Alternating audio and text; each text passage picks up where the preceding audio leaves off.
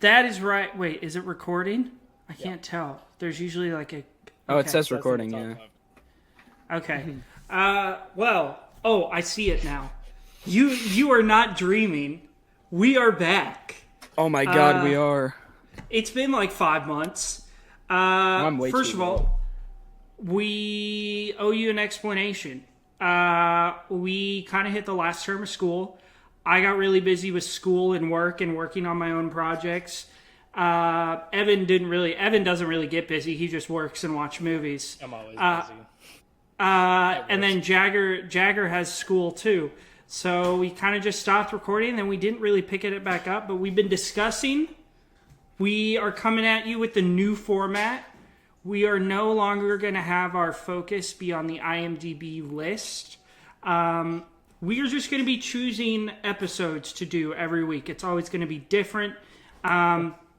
If you want us to talk about like a certain director, series, set of movies, maybe a theme or a genre, please leave it in the comments. Find a way to contact us and we will do it. But we're going to be choosing episodes. You guys are going to be choosing episodes.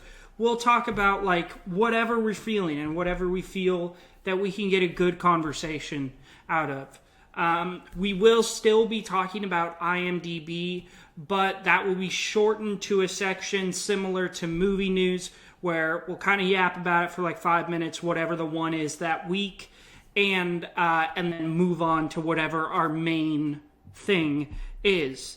We won't be doing it today, just because we have a lot to talk about, and so next week we will be talking about it. If you guys want to watch to prepare, we're going to be talking about the original 3 Indiana Jones movies, which I think all 3 of us are quite excited because I don't know what Jagger's feelings about them are, but me and Evan both love the Indiana Jones movies. They're impeccable.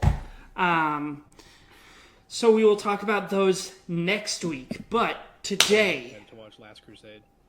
It's so good, dude. The dynamic between Sean Connery and Harrison Ford is just, it's incredible. But today, we're over halfway through the year. It's been a good year of films so far. We've gotten some great movies. We've gotten some ones that are kind of divisive, and we've gotten some ones that are pretty awful. So we're going to talk about it all today. We're going to be going through our bottom 10 and then our top 10 of the year for the 3 of us. That's kind of our main thing. And so we're going to be talking about those. We are going to be talking about our watch list. Now, I know it's been a while since we have done this podcast. We're not going to be doing everything since our last episode because that would just be unreasonable and I'd get very tired. No matter how much Jagger wants to. Wait, I wonder if the diary, if I get to talk about Trash Humpers. Yes! Oh, man. Have you seen Jagger, Trash Humpers, Evan? I don't think I do. I left for vacation. I'm going to watch them. I'm going to watch them. I don't want you to watch any more Harmony Korine. I don't want you to. I don't want you to touch them. I think those are best left alone. Yeah, so we are going to be talking about our watch list, and we're going to be discussing some movie news. Yes. Because we got, there's so much good shit coming out soon that I want to talk about. It's been a really, I know we talk about how the 3 of us are best friends, which is true. These guys are my 2 best friends. But it's been a while since the 3 of us have just talked like this. So we're going to be talking about everything that's coming out. We will definitely be talking the new Lego Batman video game. Because you haven't heard about this, Jack? No, I'm sorry. What? Okay, they're coming out with a new Lego Batman video game that draws influences from all the Batman movies. So there's levels where you get to There's gonna be a Lego Matt Reeves Batman. Yeah, and the Batmobile in the game is the Batmobile from the Batman. Oh, you can? Oh my god. They've got them all. And yeah. Oh, I'm and aren't I? it's the not on my end, no. No. And the island, it's going to have 7 islands. It's going to be like an open world, like Arkham Knight, and the map is going to be bigger than Arkham Knight was. And it's going to be, the gameplay is going to be similar to Arkham Knight, but in Lego version. Oh my god. Yeah. You should look up gameplay videos. It looks sick.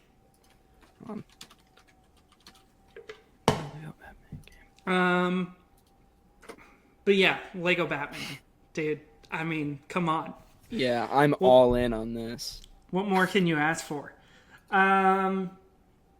Okay, but before we get into anything, as always, Evan, how are you doing? How's your week been? Chill. Did you... Yeah. Same old, same old. Works pretty bad. Yeah. Jagger, or Evan, what have you been playing again? I just finished Lies of P, the DLC, which was fucking sick. And yeah, Metal Gear Solid 3 Remake comes out on Friday. Very excited for that. Yeah. Oh shit. The new have you touched the Indiana Jones DLC, like the League of Giants or whatever it's called? It's out. I think it's out in September. Oh, it is? I think so. I keep seeing it on my Xbox. I'm very excited for that. Jagger, how about you? How's your summer been? What you been up to? My summer's been great. I'm doing amazing. I went on a trip to Tennessee. I filmed that. I edited it. I've been editing it continually. So that's coming out. I have a little documentary thing that's coming out Saturday. I released a new short film earlier this month that I'm really proud of. I've been working on that for a bit. I think that came out really well. Yeah, I'm doing great. Hell yeah. Sweet. Yeah, I'm doing good. It's been a while. Like, I have some projects out now for all y'all. I'm gonna Everyone, plug. go watch Heavy Loads now. Watch it twice. Watch it 5 times. It's so good. Yeah, I have a few projects that I directed during the year that are finally out on my YouTube channel. I'll put me and Jaggers in the link below, where you can go to our YouTube channels where we put out all of our content. I have a third one that's in post-production right now, still being edited. It's like a surrealist horror David Lynch type deal.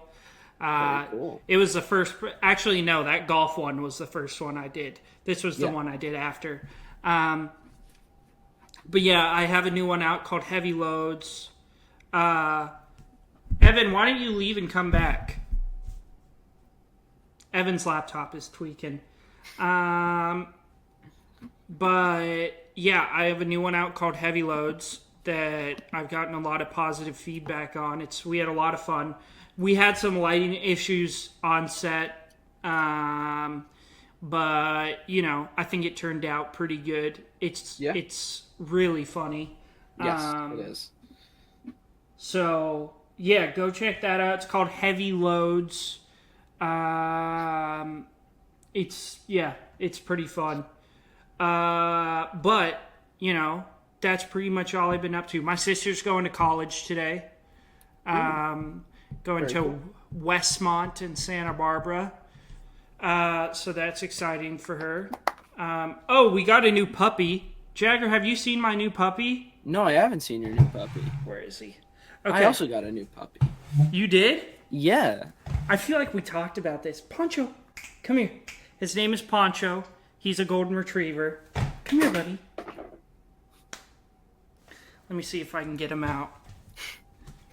He's laying under my chair right now. Come here. Yeah. I'm very excited. Okay, give me 1 sec. We're almost there. We're getting there. Chubby little boy. Okay. This is Poncho. Oh my god! He's a real sweet boy. He's adorable. He's like 15 weeks. I can't totally remember. He's small. Yeah. Oh, he's going to be big, though. He's already grown a lot. The doctors said that he's going to be anywhere from 90 to 100 pounds. Oh, wow. So, we're trying to enjoy the puppy phase as long as we can. But he's a good boy. We really like him. You said you got a new puppy? Yeah. What kind of puppy did you get? He's a bit of a mix of a bunch of stuff, but he looks very similar to Poncho. Oh, okay. Eerily similar. I do believe there is a bit of golden retriever in there. Let me see if I can find you a picture. Because he is not going to cooperate to come around here. Here we go. This is him. You see that? Oh, what a good boy. What's his name? All right. His name's Murphy. If That's I a good lower name. this a little. Oh, if that's up. No, yeah, he's really cute. They do look There really. we go. He looks because Poncho it's a breed of golden retriever called English Cream. They're white, and that's what he does look a lot like Poncho. Yeah. But yeah, that's been keeping me busy and just watching a lot of movies. Same. Evan, you missed it. I held up Poncho to the screen. Oh, he's still lagging. That's okay. So, let's get into movie news. We got a lot coming out. I think Caught Stealing comes out this week, if I have I'm correct. tickets to that for the 31st. Can you hear me? I'm very excited for that. Evan, can you hear us?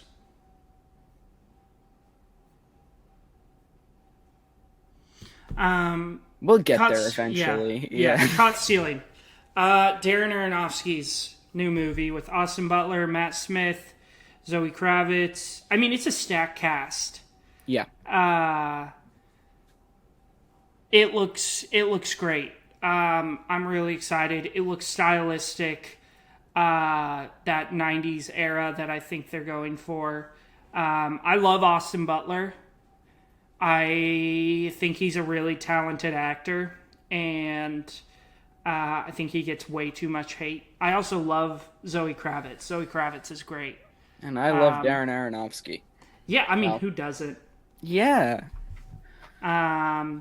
So, yeah, that's looking really good.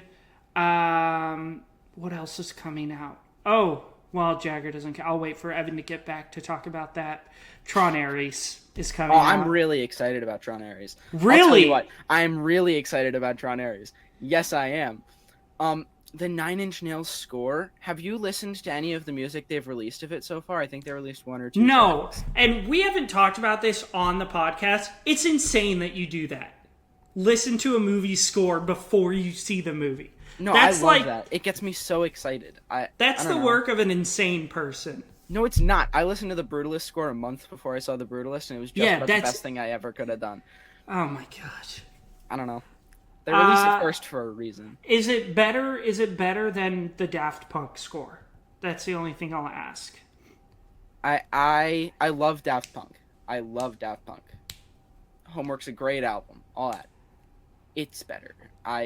They've only released one or two tracks, but I'm telling you right now, Nine Inch Nails, like they've got something special going on. Yeah. I'm so really excited. I think the visuals look really cool. Yeah. Like the first shot in the trailer where it's the light cycles going down like the freeway and they cut the cop car in half. That was sick as shit. One issue. Yeah. Jared Leto. Yes, Jared Leto. Yeah. We're already bringing out the hot takes. Did you I don't think Jared Leto is a bad actor. I think Jared Leto has gotten a lot of bad roles. Bad roles, weird guy too. I don't know that there's that is also true. There, outside of Requiem for a Dream, I don't know that there's much to defend about Jared Lily, Leto. what's that show Jared Leto's in?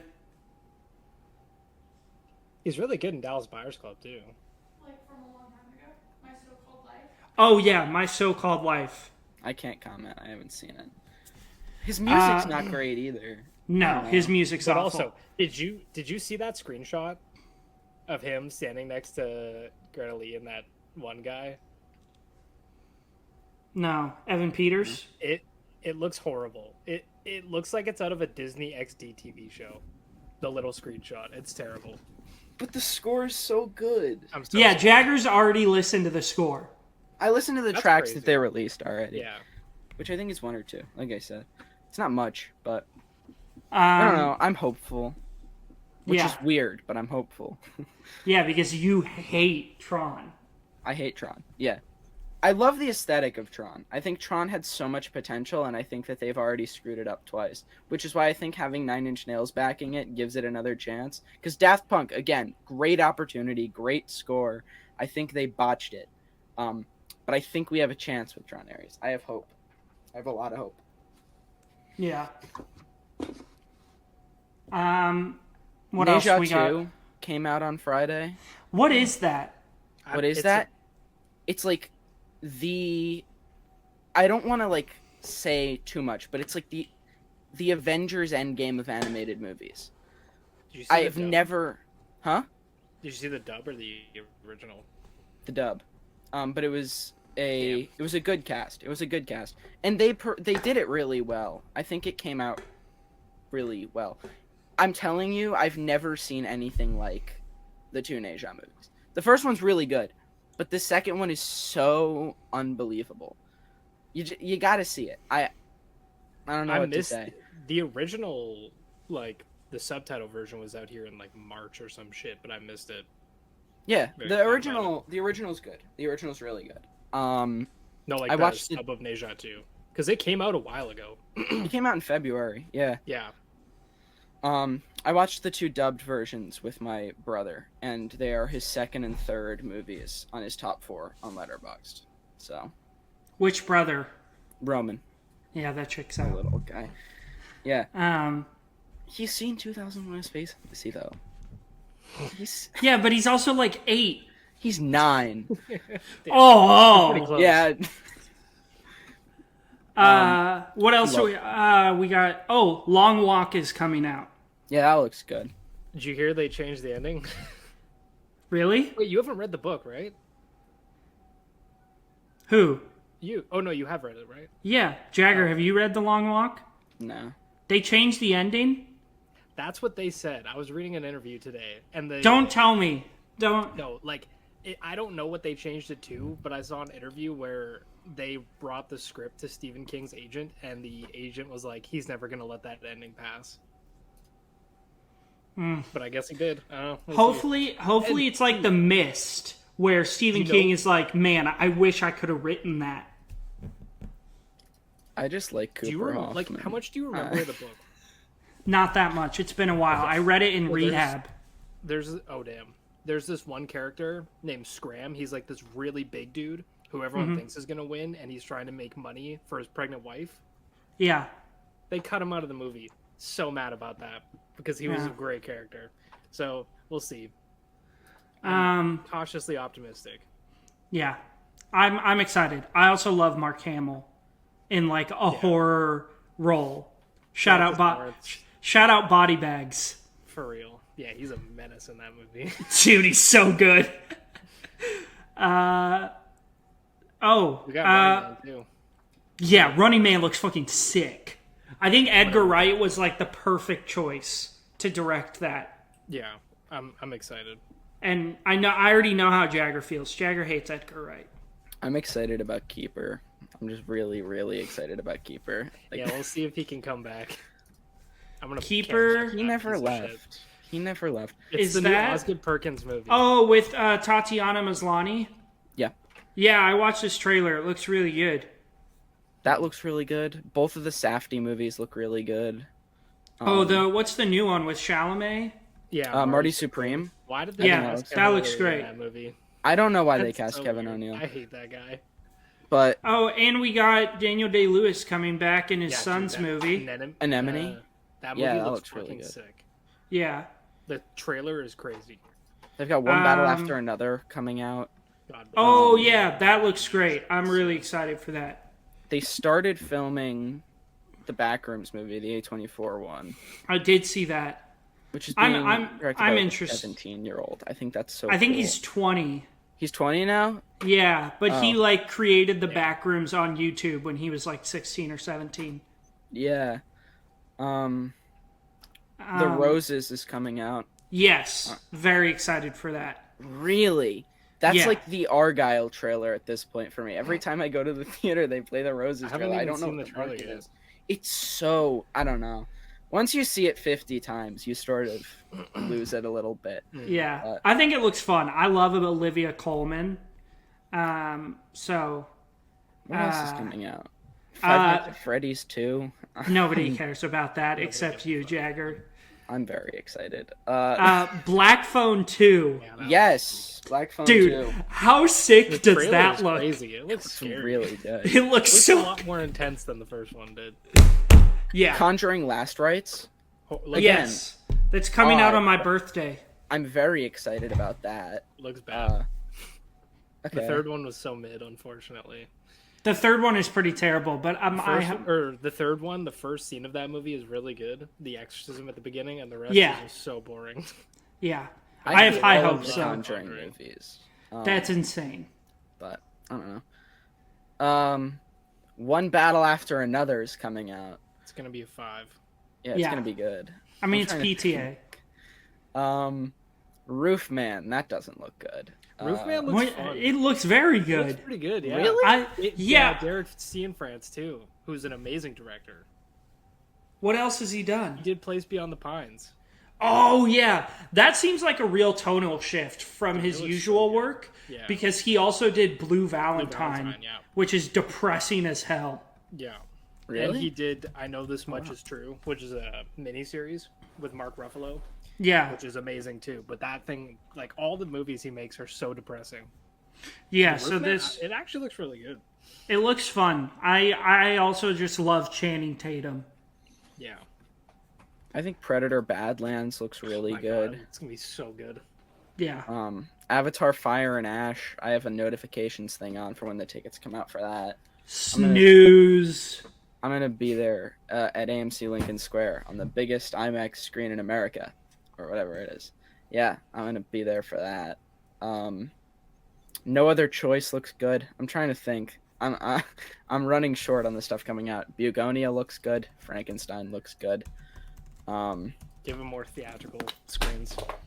No Other Choice. Have I don't think I've seen Park the trailer. Chan-wook movie. Oh, I like Park Chan-wook. I'm really excited about the Springsteen movie. Yes! Oh my god. Finally. I'm my not all-time excited. favorite musician. Oh, is he? Yeah. Yeah, fair enough. He's I hope great. it's better than A Complete Unknown. Not that A Complete Unknown Well, is bad, but... It's Scott Cooper, and Scott Cooper is great.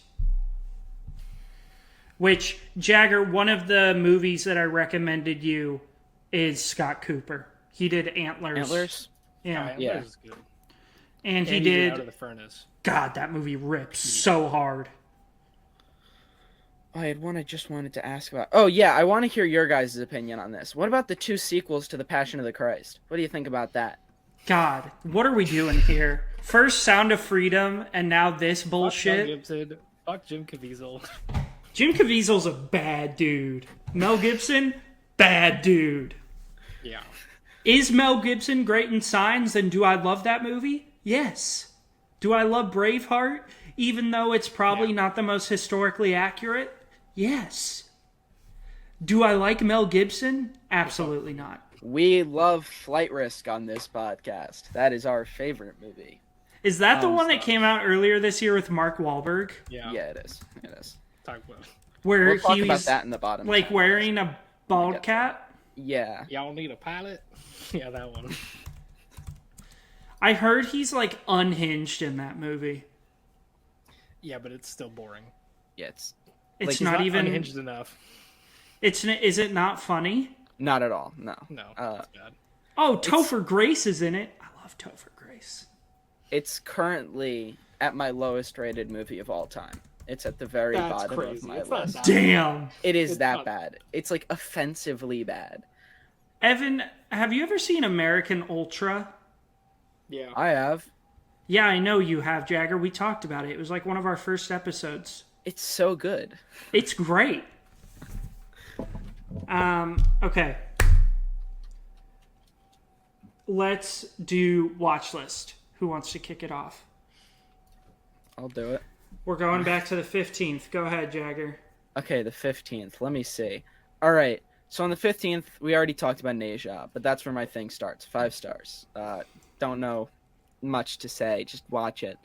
Next, South Park Bigger, Longer, and Uncut. Also a 5. I've seen that movie a handful of times. I really like it. It's great.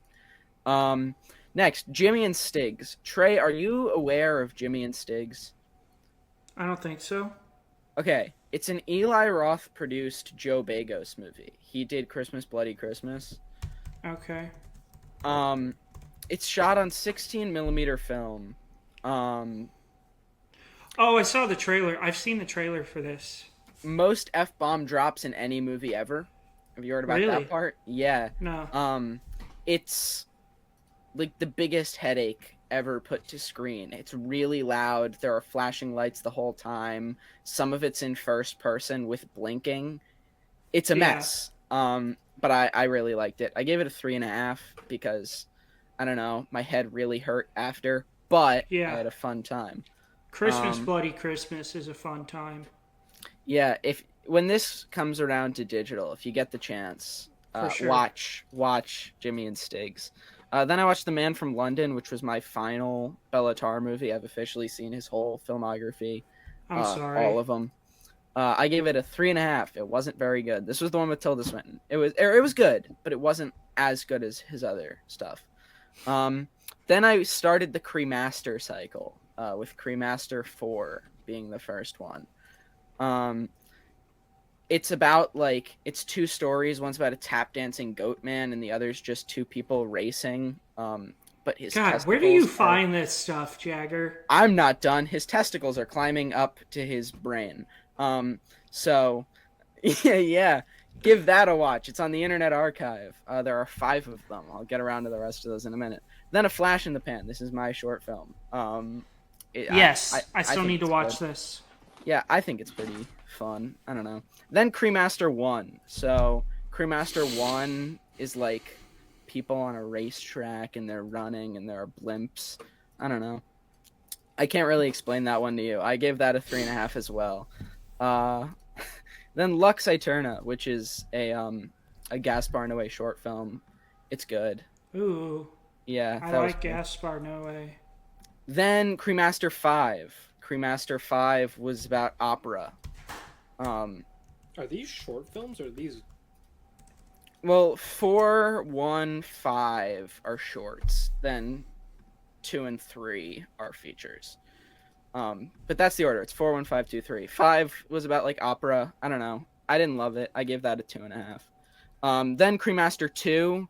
Cremaster 2, I'm not even going to begin to explain it. It's really, really odd, but I gave it a 3.5. Then I watched Train to Busan for the first time. Hell yeah. I had never seen Train to Busan. I really liked Train to Busan. I gave that a 5. I thought that was fantastic. Then I watched 13, which I gave a 4. I hadn't seen that. My friend recommended it to me. She recommended it to me about, 2 months ago. Oh, I watched that a couple months ago. That's a fucked up movie. Yeah, it's really sad. Which one? 13 with Brady Corbet. Evan Rachel Wood. Oh. It's like 2 teenagers just doing messed up stuff for 2 hours. Oh, I've heard of this. Yeah, Catherine Hardwicke, same director as Twilight. It's good. Yeah, 4 stars for that. Then I watched El Topo. Do you know about El Topo? It's Jodorowsky. And it's weird. It's about a cowboy. I don't know. It doesn't have much of a plot, but it's a fun time. I gave that a 3.5. Then I watched The Boiled One Phenomenon. It was a short film on YouTube, analog horror thing. It was good. Then I watched Cremaster 3. Cremaster 3 is 3 hours long. Cremaster 3 is about the construction of the Chrysler building. And there's a guy who's putting mud in an elevator. And then there are cars smashing into another car. And then there's a guy who gets sort of kidnapped. And then the intermission happens. And then other things happen. It's really, really, really like one of the weirdest things I've ever watched. And it's kind of like a car crash. Like, it's horrific, and every second of it is vehemently uncomfortable, but you can't look away. So Crewmaster 3, I gave it a 5. You sort of got to see it to understand what's going on, and you won't understand what's going on, but watch it. It's really good. Then I watched Tunnel Vision. It was another short film on YouTube. 1.5. Fun Time Diagnostics, a 4. A short film. Walton Files, another 4. I just went through a couple of shorts. The Smile Tapes was like a 50-minute horror thing. I gave that a 1.5. It was bad. And then The Boiled One Phenomenon, again, gave that a 4.5. And Neja 2, 5. I saw that in theaters last night, and it blew my mind. And then I logged Creative Eye, which is my new documentary. It's like 8 minutes long. Yeah. It comes out on Saturday. Oh, yeah. Yeah. All right, Evan. All right. I didn't watch anything on the 15th, so I'll go back to the 14th because I watched a lot that day. Remy recommended me some coming of age movies, some French ones, so they were peak as expected. This one called Playground. It's like 70 minutes long. It's very similar to Adolescence in tone. So if you like that, watch this. Really good. It's just about some kids getting bullied at school. But the childhood performance is really, really good. And then I watched this one called Holy Cow. And it's about this kid whose dad dies. And he's taking care of his sibling. And he enters like a cheese competition to make some money. It was really, really good. Really interesting, like just portrayal of grief and trying to move on and keeping yourself occupied, stuff like that. It was really, really good from last year. And then I'm kind of ashamed about watching this because I felt like I shouldn't, but I watched In the Hand of Dante. It's the new movie from the guy who did At Eternity's Gate, the Van Gogh movie. Yeah. And it doesn't even premiere at the first film festival it's showing it for another like 2 months, but the screener leaked online. Oh shit. So it has no distribution like yet. Nobody's bought it, but you can just go watch it. And it's got kind of a crazy cast. So it's Oscar Isaac, Gerard Butler, John Malkovich, Jason Momoa, Gal Gadot, Martin Scorsese, and Al Pacino. It's really weird. So it's about this guy who's like it's like half gangster movie and half historical retelling of Dante's Inferno, or like Dante writing it and shit like that. But it's these people find like a handwritten copy of Dante's Inferno or the Divine Comedy, and they steal it and they're like trying to sell it and shit like that. So it's like half gangster movie, but then it cuts to this. It's very odd. It's like 2 hours and 45 minutes long. I gave it a 3.5. It's pretty good, but it's like Gal Gadot's not very good in it, and Gerard Butler really she's not very good in anything. No, it's actually not her like one of her worst performances, but and then yeah, Jason Momoa shows up and he's like this very over the top, like, you know the twins from Breaking Bad, the assassins, the Mexican guys, the bald ones. He's like that, and he's just killing people. It's very strange, but I recommend watching it. It's kind of a weird one. Where did you find it? It's just on site, so you can just go watch it. Okay. And then I watched The Birdcage, and I fucking loved The Birdcage. Yes. Oh, is this your first time seeing it? Yeah, it was it's hilarious. amazing. I was dying laughing. Nathan Lane is an American treasure. Nathan Lane trying to be straight when they're at that together is my. That might be one of the greatest scenes of all time. He keeps keeping his pinky fingers up. I was pissing myself loud. It's so funny. Hey, put her there. Yeah, it's like walk like John Wayne, and then it's so good. It's hilarious. And then I rewatched Superman. Still a 5. Fucking peak. Made me cry a bunch of times. God tier ending. It's absolutely perfect. Maybe the best superhero movie of all time. Very possible. Then, we'll talk about it, Trey. Wait. to wrap up my vacation, my week off work, I watched Office Space. Ooh, yeah, baby. I like Office Space. It's so funny. I hated Office Space when I was like a kid because I didn't think it was funny, and then I got a job, and immediately was like, "This is the best, funniest movie I've ever seen in my life." You don't get it until you have an actual job. Exactly. So yeah, Office Space is hilarious. Love that shit. Then I rewatched Nonstop. Still peak. It's so fucking good. Absolutely. That gets 2 thumbs up from this guy. Yeah. 10 stars.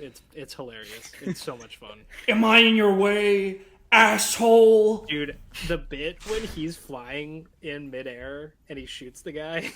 Yeah, insane. I was laughing I love that shit so much. The movie's a peak. And then this is the one I was telling you about, Trey. I watched Bringing Down the House with Queen Latifah, Steve Martin, and Eugene Levy, and it is you guys have to watch this movie. This is the most racist movie I've ever seen in my entire life. It's fucking crazy. It's like Steve Martin plays a lawyer, and Queen Latifah was accused of like robbing someone, so she like forces her way into his life so that he can help her like get cleared of all of her charges. Sure. But he pretty much like she pretty much like just breaks into his house and is like, "I'm not leaving until you help me." But everybody in this movie talks to black people like they're slaves on a plantation. Like they're yelling massa at all the black people. It's crazy. And then Eugene Levy has this crazy fetish for black women, and he looks at Queen Latifah and he says, "I want to dip you in some cheese whiz and spread you on a Ritz cracker." It's Jesus Christ. This movie is insane. It's on Disney Plus. It's so funny. And like there's this one bit near the end where Steve Martin goes to a club and he's trying to fit in with all these black dudes, and he's got like the sagging hat and he's carrying a stereo around and he's talking in like jive. It's crazy. Oh my gosh. It's absolutely crazy. You have to go watch it. I didn't even know how to score it because yeah. And then I watched Twilight 3, 4, and 5. Woo! And these movies are horrible, but I'm kind of obsessed with them. Jacob is one of the worst characters ever put to screen. I don't know if he's like that in the books, but fuck this guy. Like he is. Trust me. There's a scene in Breaking Dawn Part 1 where I pause the movie to yell at my TV because Bella is like, if it's a girl, we'll name it Renesmee for our parents' names. And if it's a boy, we'll name it EJ, Edward Jacob. And it's like, you're fucking married to Edward. Why is Jacob still in your life? Dude, it's so... Like, Jacob is... With him. She's making out with him in this fucking movie. It made me so angry. I hated it. Jacob isn't as bad in the books. The reason I stopped reading the books was because of Bella. She is the most annoying character. The two of them are insufferable. Yeah. And then the third one was just really fucking boring. But Edward was like aura farming the entire movie. And then the fifth one is just the worst thing ever because nothing happens. The entire movie is a build up to a fight scene that never happens. It's fucking stupid. It's so stupid. Is that the one where he implants on the baby?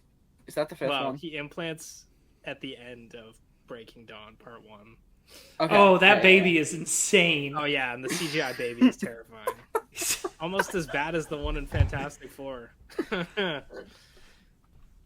Yeah, Breaking Dawn Part 2 was pretty horrible. And then I watched Training Day again. Hadn't seen it since I was like 12. Still peak as hell. Yeah. Absolute classic. I have the 4K. Yeah. I haven't seen it. It's good. It's good stuff. Training Day is peak. It's hilarious. Dude, the scene when he gets Ethan Hawke high is so funny. Yeah. He's like, I've never smoked that, but you have now. So funny. Yeah. All right.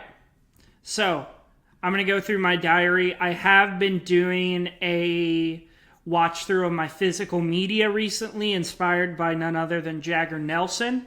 Yeah. And so, as I go through this, I will let you know where in my physical media I rank the said movie. Cool.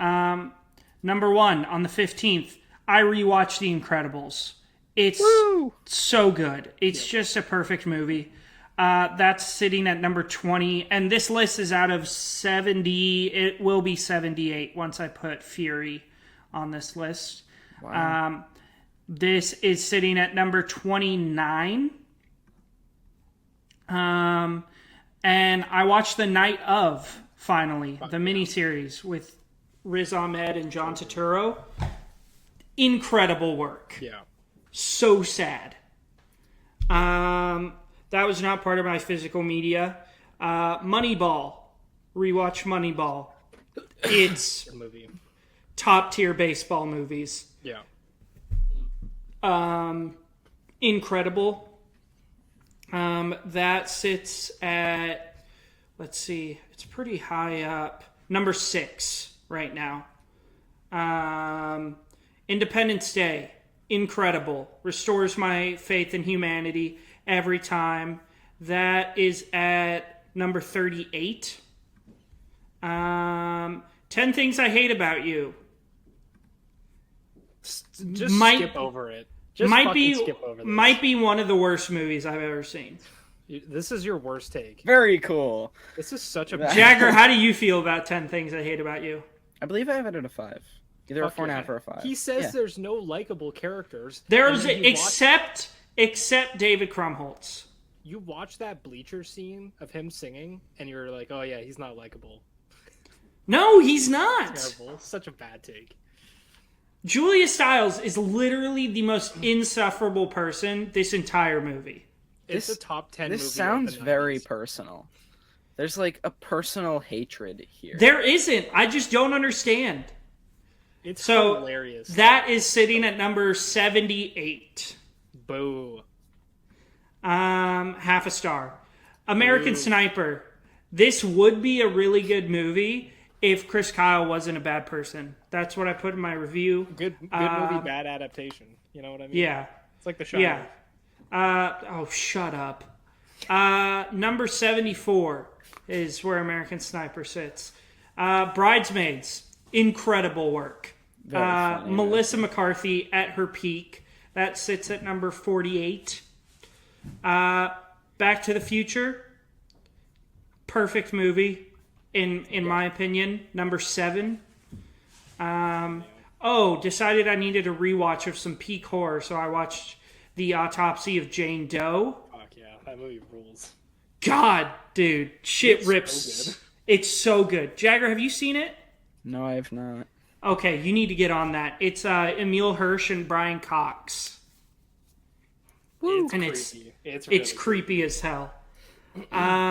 Next, I watched The Thunderbolts, which I don't know if that's in my top 10.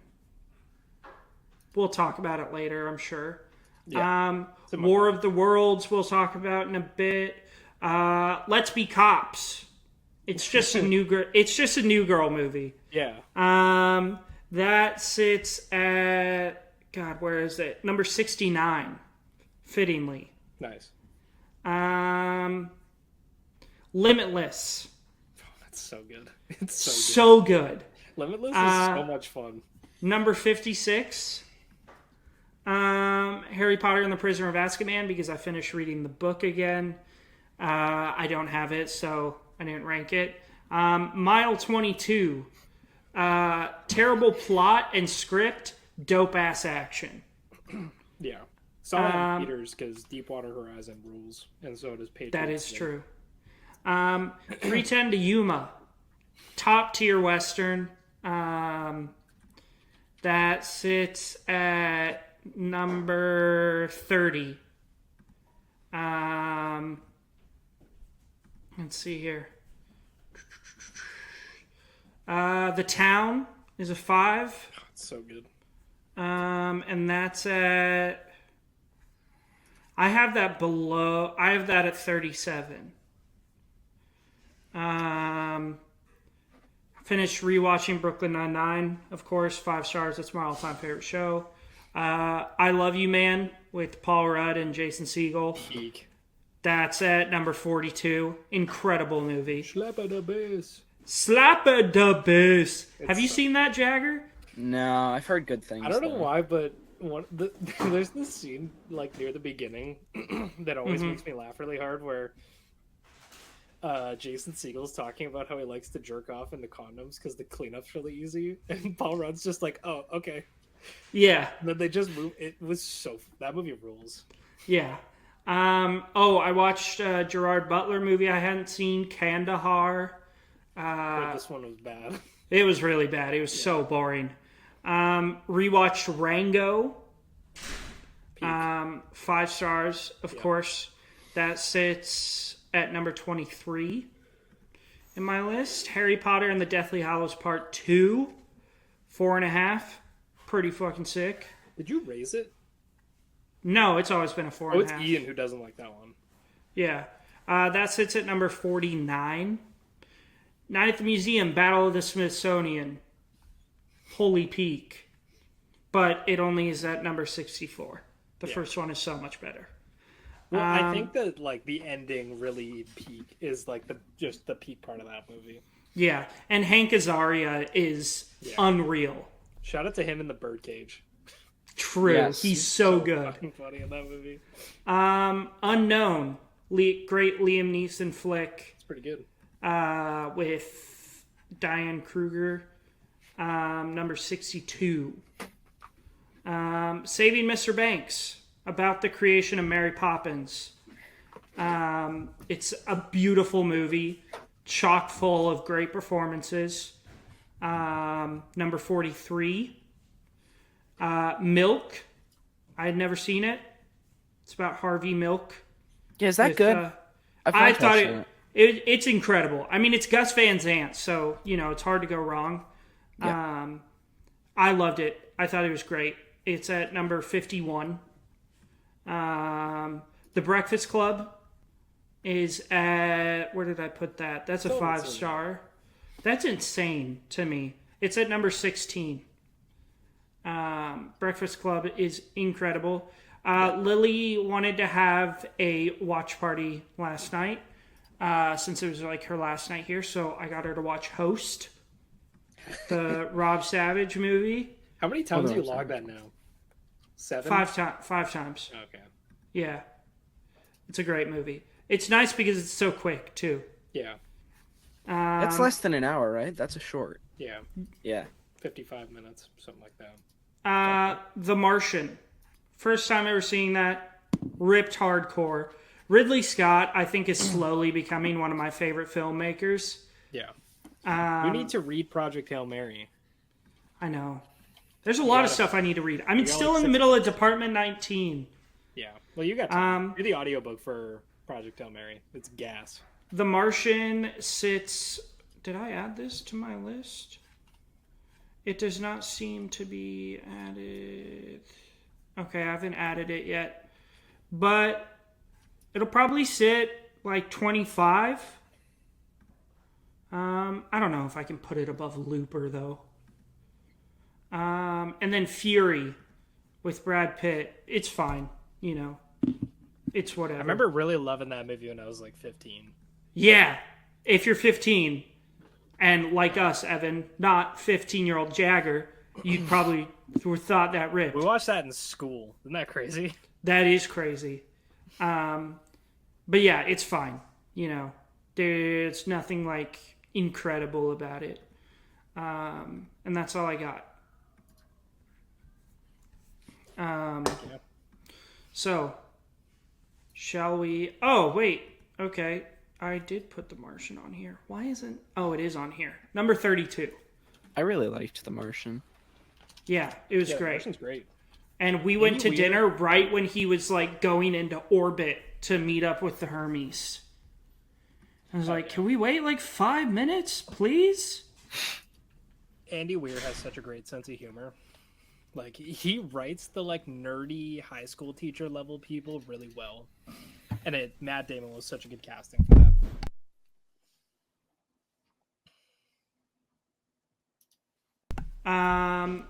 So,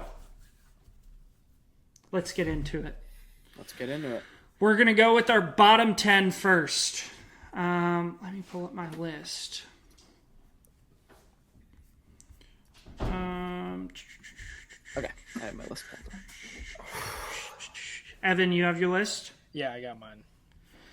All right. Jagger, kick it off. What is the worst movie of the year? I already know. It's Flight Risk. Yeah, the worst movie of the year is Flight Risk. Worst movie of all time, dare I say. Is there anything special you want to say about it, or? Yeah, it's special in how god awful it is. Mark Wahlberg gives a bad performance. This movie has one of the worst scripts ever written, some of the most boring cinematography ever put to screen. If you look at the backdrops on this movie on Letterboxd, I have looked at them. They are fucking hilarious. Yeah, that's that's the whole movie. It's a movie made with the knowledge that some people don't know anything about film, so they can get away with it because those people will hopefully watch it because Mel Gibson's name is attached to it. And that's the only thing this movie rides on. It's so lacking in substance, and cares so little about it. Like, when people talk about movies being made sheerly for content and for money and with no care for the art in the slightest, this is exactly the movie they're talking about. Mm-hmm. I hate Flight Risk. I hate everything about it. I hate Mel Gibson. I don't like Mark Wahlberg. It's a bad movie. Yeah. Unless it's Mark Wahlberg and Boogie Nights. Outside of Mark Wahlberg and Boogie Nights, yes. I love Boogie Nights. Evan, worst movie of the year. Can you guess? War of Worlds. No.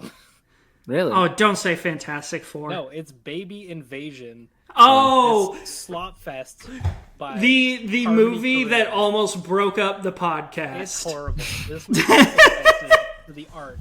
Jagger talks about it's horrible. This guy going through a fucking midlife crisis pumps out some I'm gonna use AI, but it's art. Trust me. That's why I hate it. I hate this fucking movie. Shout out Baby Invasion. Baby Invasion's at my number terrible. 11 of the year. Almost my number 10. I love Baby Invasion. All right. Okay. Worst movie of the year. I have told this to Evan before. It hasn't changed. What is it?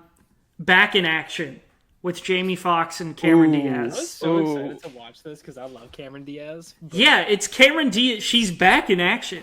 She's returned to acting in maybe one of the worst movies I've ever seen. It is so unbelievably terrible. I was hoping it'd be like Night and Day, the James Mangold movie. Yeah, no, it's not. It's awful. It's so boring. Jamie Foxx and Cameron Diaz have maybe some of the worst chemistry I've ever seen. It's trying really hard to be what a lot of stuff has recently been, like Novocaine, like shout out Novocaine.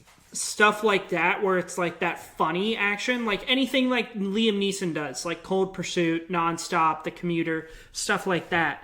But it tries too hard. And I love Seth Gordon. I love Horrible Bosses. Four Christmases is great. That's who directed it? Yeah. Damn. But this movie is just bad. Amazon Prime original movies. They're pumping out like 25 of them a year. Yeah, it's really, really terrible. Yeah. All right, Jagger. Second worst of the year. Yeah. Okay, second worst of the year. Strange Harvest. I don't know if you guys know about this thing. This is a found footage horror movie following in the steps very exactly of Poughkeepsie Tapes. That released to theaters, promoting itself on how much violence there is in it. And when I tell you there is no violence in this whole movie, I mean it. There's no violence in this whole movie. It's a lot of talking and a lot of words that mean absolutely nothing to the final result of the movie. The acting's really bad. There's a line in this movie where the serial killer has a baby captive and the cops are trying to chase him and one guy's like, "We need to stop. We can't go. It's too dangerous." And then the other guy says, "But he has a baby." And that's exact line delivery. Oh, it's so funny. And it's funny at the times when it's at its worst.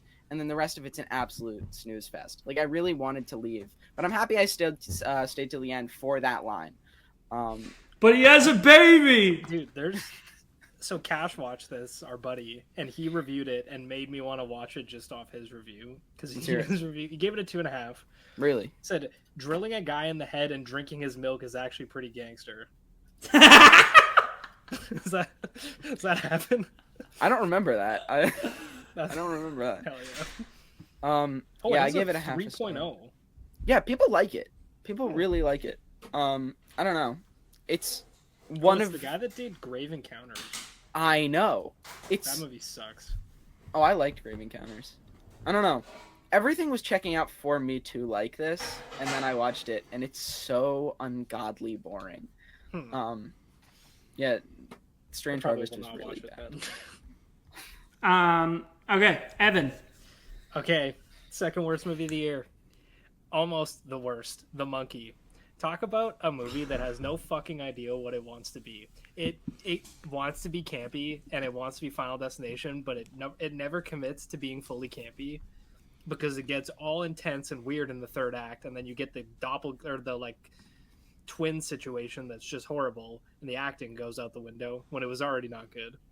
And then you have this Final Destination type kill setup where in Final Destination you get like 5-6 minutes build up to all the kills, and it's glorious. Gets you on the edge of your seat.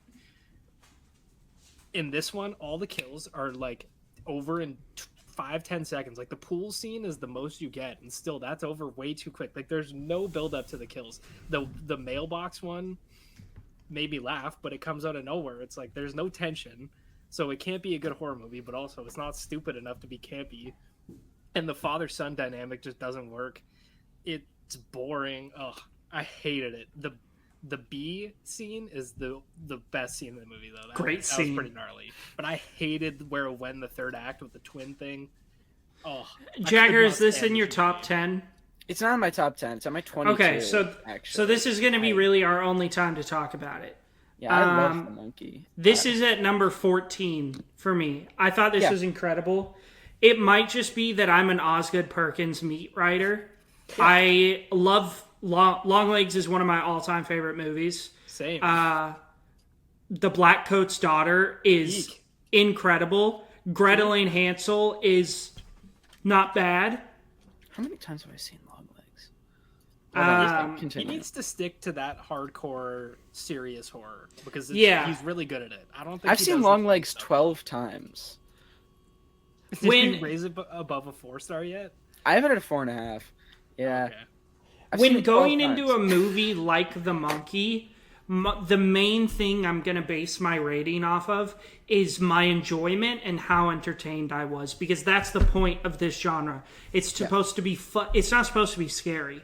It's supposed to be fun and funny and goofy, and I thought it was really goofy and fun. Yeah, the last thing I'll say, and then I'll shut up. I wish the movie kept the tone of the opening scene with Adam Scott and the flamethrower, because that was amazing. It had this weird, like, Tarantino almost feel to the violence. It was super funny. It had a lot of build up to the kill. That's what I wanted more of. But the key point there is that that's what you wanted, and I feel like that's not what the movie wanted to do. You know, it did it for a moment. To do then? Exactly. That's the way. It's a couple of things. It's like, I don't know. It switches a couple of times, and I think. And like, if it doesn't work for you, that's fine. But I think it worked really well for me and Jagger. Yeah, you just really got to meet it on its level, was what I felt. I don't know. Yeah. I liked it a lot. All right. Second worst of the year for me, which I know will be in both of your bottom 10s. War of Worlds. Nobody asked for this. I really think the only reason this was made was to be an Amazon ad. Yeah. Tesla ad. For real. And for Ice Cube to keep doing this. Taking off his glasses over and over again. Oh my god! Ice Cube is genuinely so horrible in this. Go! It's so bad, but here's what I will tell you: is there was never a time where I was bored. Yeah. It was entertaining, which is why I gave it a star. Yeah. There's a montage like halfway through the movie that is like an advertisement for the U.S. military, and I was laughing so fucking hard because it's Ice Cube staring at the screen going, "Yeah, yeah," and it's just like American troops to like rock music. It's so fucking funny. I'll have you know, this is not in my bottom 10 of the year. Really? I gave it a 4-star trade. Oh yeah, I forgot about that. Yeah, I had so much fun watching this movie. And that's what matters. Can you admit it's pretty awful? Oh, it's one of the worst things I've ever watched in my life. It's so funny. The moment it became a Tesla commercial, I dropped it to a half star. Yeah, I have it at a 1. It's bad. Yeah. It's awful, but in a very funny way. Yeah. Jagger, give us number 3. Number 3, Dark Frequency. You haven't seen this movie. No one's seen this movie. Because this movie basically doesn't exist. It's on Tubi. If you want to watch it. It's 2 hours and 11 minutes long. And nothing happens in the whole movie. It has one really awful fight scene. Like, have you ever seen, like, a fight scene where it's like they swing the book like, ah, and the person's, like, standing all the way over here and then they fall down? It has, like, a 2-minute scene of complete, not even trying to hide it, no contact fighting. And that's the climax of the movie. Everything bases around that fight. It's about like an evil CD that's making people go insane. Hell yeah. So yeah, Dark Frequency. It's horrendous. But I gave it a 1 because I was laughing at it. Hell yeah. But not enough. For 2 hours and 10 minutes, I wasn't laughing enough to give it anything above a 1. Yeah. My next one was War of the Worlds, so you can just go, Trey. Okay. Okay. Number 3. So this is where we get into positive 2.5 and above. Okay. So again, there hasn't been that many movies this year that I've seen that I've been like, boy, that sucked. Most of the stuff has been like either that was okay or that was really good. It's sitting at number 30, Until Dawn. I think that I think there's some cool kills, and I think there were some cool visuals. Peter Stormare obviously gets a little extra. He bumps up the score a little bit because we love Peter Stormare. But other than that, I don't feel like it really did anything like new. I think that David Sandberg, he could have made it a lot scarier. We've seen him make really, like, Lights Out. That movie's creepy as hell. Yeah. So I think it could have been better, but I did enjoy parts of it. I also thought the acting of that one kid, Michael Cimino, yeah. You know who I'm talking about? Yeah. He was awful. He was so bad. I just wanted to slap him the entire movie. But yeah, it was fine. I don't have anything else to say about it. Shout out Until Dawn. I gave it a 3.5. I actually pretty low. I like it. I expected it to be really bad. Mm-hmm. And it was pretty fun. And I love the game, and it's like very different from the game. But yeah. Yeah. It's decent. Yeah. It's all right. Jagger? Yeah, my next one's Jurassic World Rebirth. I was excited for Jurassic World Rebirth. Mm-hmm. I have been a defender of the Jurassic movies before. No, you haven't. Outside of the first one. Outside of the first one, I've been a defender of all the rest of them, specifically 3 and Dominion, because those are the 2 I've had to fight for the most. That's crazy. However, I've been a defender, but the first one is ass. Yeah, I don't like. I have it at a 3. It's not that bad. But I don't love the first Jurassic Park. I like the rest of them though. I didn't love Jurassic Park 2, but I I really liked Jurassic Park 3 onward, and I liked Dominion, which is why I had hope for this to be all right. But it wasn't. Dominion a 5? No. I gave Dominion like a 3 or a 3.5. That's such a lie. You have. Do I have it above that? Sorry, you totally do. I think you have it at like a 4.5. No way. The highest I could have it is a 4, because I thought I had it at a 3.5.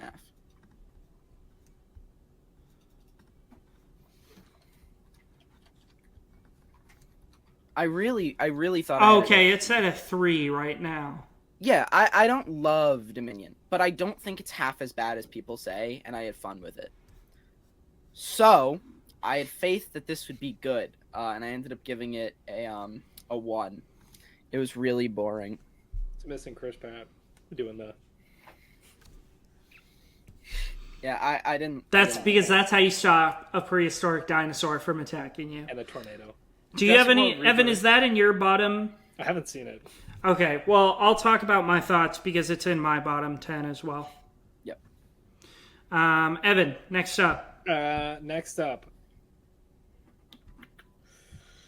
Flight Risk. Yeah, it's shit. Okay. But it's not that bad. All right. Next up for me, number 29, still at a 2.5. Or did I give this a 3? I think I gave it... Okay, I gave it a 3-star. Lilo and Stitch. You know, it was fine. I feel that there are parts where they try to acknowledge the colonization of Hawaii, unlike the first one. But again, it's still like, come on now. I think the choice to do Zach Galifianakis and Billy Magnuson, like themselves, not like dressed up aliens, was really dumb. I don't really have anything else to say about it. It's, you know, if you've seen Lilo and Stitch, you've seen this. Yeah. Where did Jagger go? Yeah. All right. Okay, he's back. Yeah. All right, Jagger, 5th worst movie of the year. 5th worst movie of the year is Captain America: Brave New World. Captain America: Brave New World. It's boring. It has bad acting on almost all fronts. I think this is the worst Anthony Mackie performance out of his Captain America thing. The Israeli Black Widow thing. I'm not gonna get into that, but it's just everything here is a huge mess. I think Harrison Ford did bad in this. Mm-hmm. I don't know. This was trying to do something that it couldn't do, and it didn't fully commit. Sure. So yeah, bad movie. Gotcha. Evan, number 5. Number 5 is Wolfman. But okay. First, Captain America: Brave New World as a Marvel hater, it's not that bad. It's in my bottom 10. Dude, yeah, but you have it at a 3.5. I do. The scene in the over the water on the ships, kind of sick. Yeah, it's very good. They should have marketed it as a Incredible Hulk 2, because that's what it is. Yeah. And they shouldn't have shown the ending in the trailer, but yeah, whatever. It was way better than I expected. Wolfman, I just thought it was kind of boring, and I thought that the visual, it was way too dark. It needed to be lighted better. It was fine. Wolfman, I mean, you like Lee Winnell way more than I do. I love Upgrade. I don't love The Invisible Man. I like The Invisible Man. It's a masterpiece. I haven't seen it since theaters, but you should rewatch it. I gave Wolfman a 1. I thought it was pretty bad. Wolfman's in my bottom 10 as well, but one of its absolute strong suits is its lighting, I think. I'd agree with Jagger. Yeah. Yeah, I thought it was pretty bad. We're in the industry, Evan. We know what we're talking about. Yeah. No, anyway, I'm just kidding. 1 star for that. Okay. Next one, also at 3 stars, the Martin Campbell movie Cleaner with Daisy Ridley. It was like a Max original. It's Daisy Ridley and Clive Owen. I thought that it was fine. Some cool action, cool characters, but otherwise forgettable.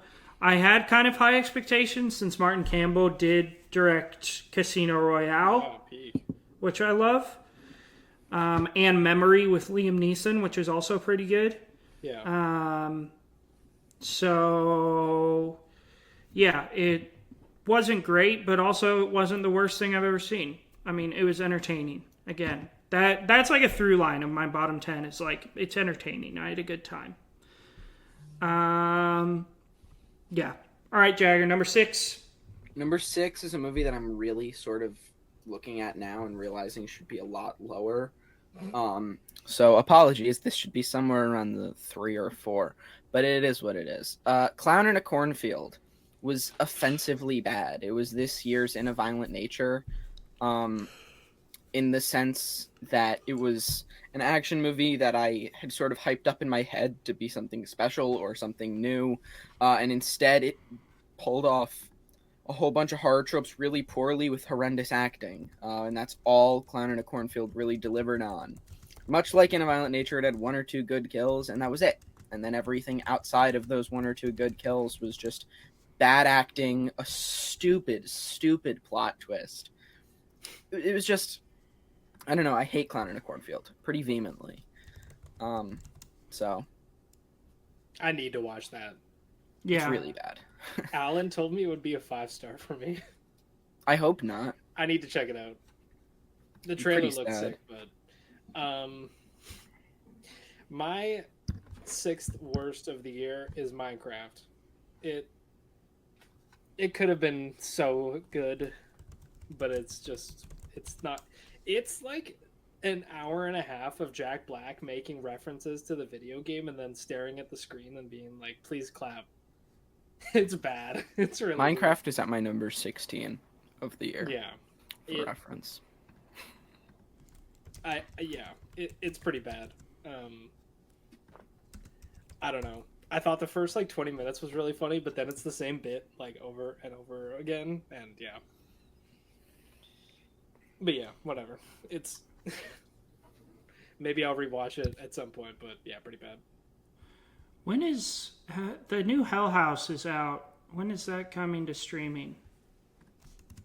Can we talk about the new Hell House for a second? Can we take a quick pause for this?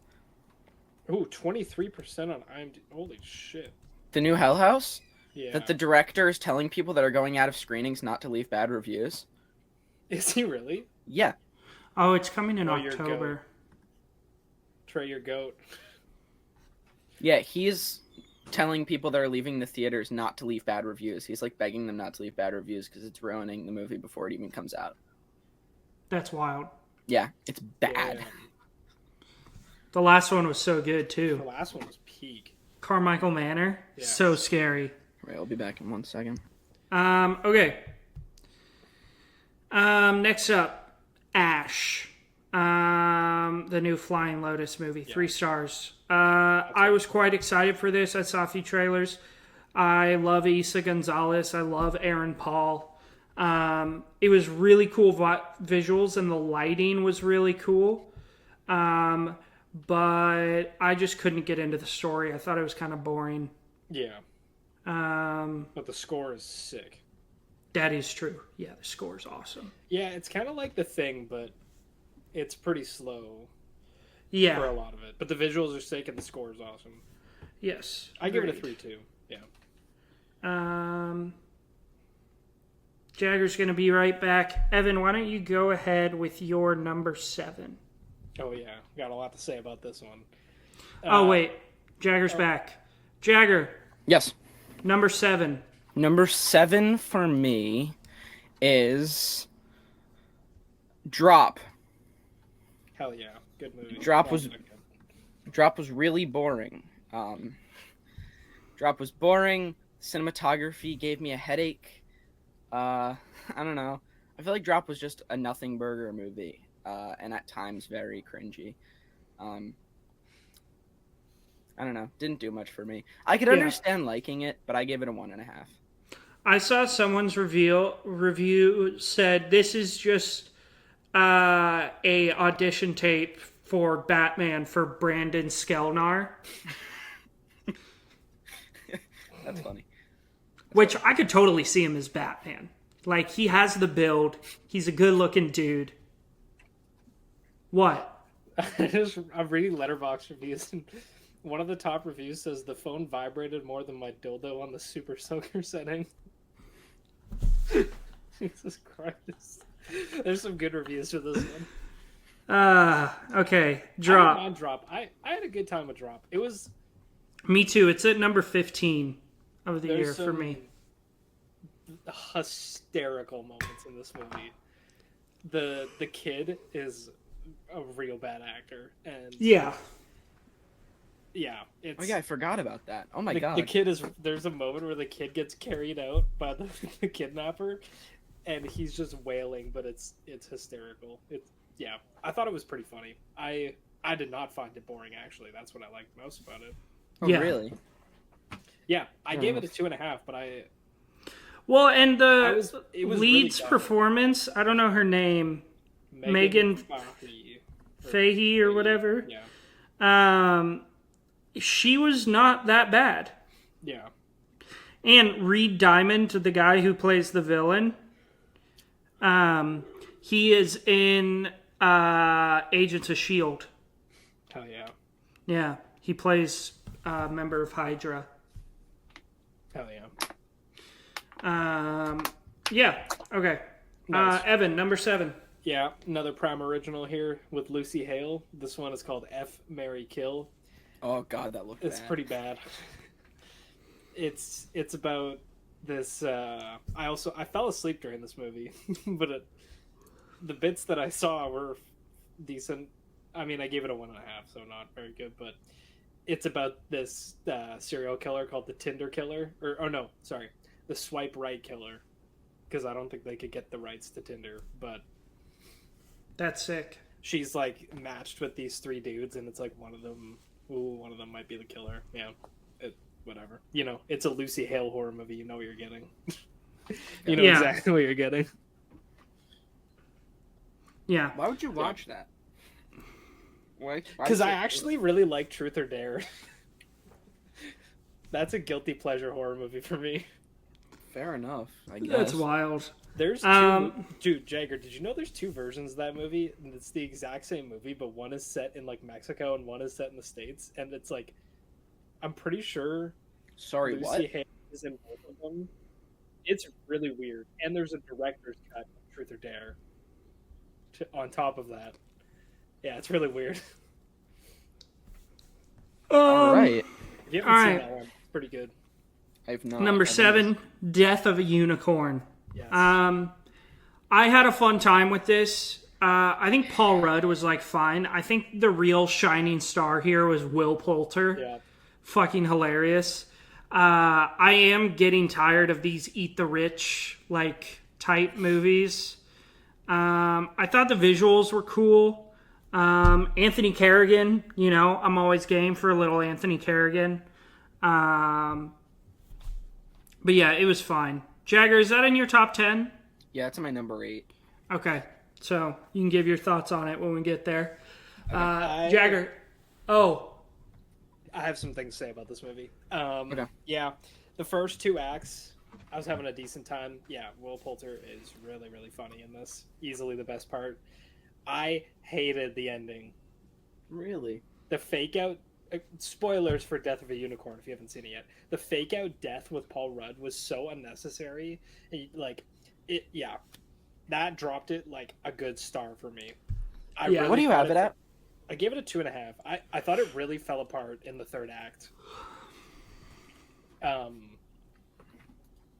Yeah. Up until then, there was some funny jokes, and I thought it was mildly interesting. But yeah, rare L from Paul Rudd. Jagger, number 8. My number 8 is Karate Kid Legends. I still haven't seen that. I gave it a 2. There were some alright visuals, and some of it was funny, but there's like an unironic Benson Boone mystical magical needle drop during one of the training sequences. Oh no! In this movie, it's really like, I don't know who this was made for, because it's a nostalgia bait movie, but it's really trying to target its audience at like 10-year-old kids. I don't know. It's a very foggy thing. So if you liked Karate Kid Legends, like, more justice to you, but I couldn't stand it. I don't know. Yeah. It's bad. Oh, and also, one last thing. They promoted this movie entirely as, like, Jackie Chan and Ralph Macchio coming back to help this kid become the new Karate Kid. And it's not that movie until the last, like, 20 minutes. This is, like, a young kid who moved to New York training Joshua Jackson to defend himself. And then it just switches up at one point because he's getting bullied, and you know how it goes. But I hated Karate Kid Legends. But, yeah. Have you seen Cobra Kai, like the show? No. Oh, it's great. The first 2 seasons, it's really funny. Yeah. Is it? And I want to make this clear. I'm an original fan. I was watching it before it was on Netflix. Yeah. I was watching it in the beginning of COVID when you had to watch it on YouTube TV. Really? Yes. Me and my dad, every night, would watch Cobra Kai. Okay. Evan, number 8. Let's talk about it. Fantastic Boar. The First Steps. It's This is a insane. bad movie. It's almost a good movie, but it's missing like 45 minutes of screen time because Kevin Feige hacked it to shit. So none of the characters have a proper story arc. It's like, here's 2 emotional beats and not really payoff. The black hole scene is ripped straight from Interstellar. The Galactus is barely in it. The Silver Surfer, way too rushed. Like, this movie is just way too rushed. I was actually really enjoying the first act, but it's missing so much that none of the payoffs feel earned because nobody has enough time to like actually have an arc develop. Yeah, I thought it was bad.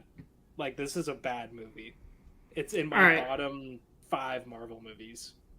Let's just talk about this now. Get it out of the way. Yeah. Jagger, is this in your top 10 of the year? Not in my top 10, but it is at my number... It's at my number 13. Okay, this is number 5 of the year for me. Totally fair. I've been doing a lot of reading recently. I read a book about the creation of Marvel, and when I saw this, all I could think was, this is what Stan Lee meant for Marvel to be. It's hopeful. It's beautiful. The visuals are unreal. Yeah. The score, Michael Giacchino cooked on this score. I think the castings are great. I don't love the Joseph Quinn, Johnny Storm casting, and I don't love the way he like played that character, but it has been growing on me. I think Pedro Pascal was great. I think he had great chemistry with Vanessa Kirby. I think Ralph Ineson is maybe as Galactus is maybe one of the greatest casting choices of all time. I think the action is really cool.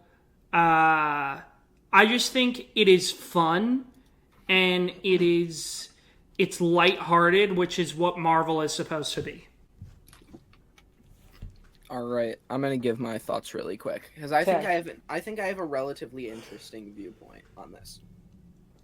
I was not excited for Fantastic Four First Steps this year. I was excited for Thunderbolts and Thunderbolts exclusively, as far as the Marvel movies went. I wasn't excited for this. I went into this like with low expectations. I went into it not liking Julia Garner after Wolfman. I thought she was really bad in Wolfman. She is very bad in Wolfman. Yeah, and that was So the good only in Ozark, reference though. point I had of her. I have not seen Ozark. Oh, you should watch Ozark. I didn't like the idea of a Pedro Pascal Mr. Fantastic, and I didn't like the idea of a Joseph Quinn Johnny Storm. I was borderline hate watching this movie, and I thought Julia Garner was fantastic. I thought Pedro Pascal was amazing. I really loved Joseph Quinn's Johnny Storm. I don't know. I loved everything about this movie. Yeah, I like high Joseph Quinn. 4.5. I do too. I actually really like Joseph Quinn. I did not like Pedro Pascal, but I really like Joseph Quinn. And then Ebon was just playing his character from The Bear, which I'm pretty sure is just how he is in real life. I still stand by that Seth Rogen should have been the Thing. Yeah. I would love to see that. I hated the clobbering timeline. Did you guys like that? Yeah. When he's flying in with Johnny, it felt weird. Not as bad as the Fan Four Stick thing, where it's like his abusive brother saying it. Yeah. That's crazy. This is my highest I loved it. 4.5 of the year.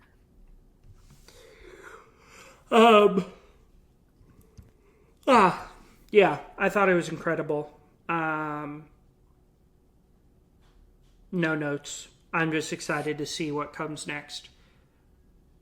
All right, number 8 for me, Jurassic World Rebirth. So I want to make this clear. This is a bad movie, but it is a fun movie. I saw this in the theater, and I guarantee you that if I watched this at home, the rating would drop drastically. But, pun intended. Here's what I can tell you. Gareth Edwards knows how to make big monsters look cool. That's kind of his bread and butter. Rogue One sucks butt. I will stand by that. Best Star Wars movie. Nope, it's The Last Jedi. That's fucked up. Jurassic World Rebirth. It looks cool. I was never bored. When I saw this in the theater, it was cool to see all this stuff on the big screen. And don't get me wrong, the D-Rex is maybe the dumbest thing that has ever happened to dinosaur movies. That shit was so stupid. But it was really cool to see it on the screen. I think Gareth Edwards did a good job making it just look cool. And that's all I really wanted, was just like cool dinosaurs. Do I need to watch the Chris Pratt ones to watch this? No. Have you not seen the Chris? I've only seen the first one. I actually like Jurassic World. I actually like Jurassic World is sick. Fallen Kingdom is like okay. And Dominion is good. No, it's not.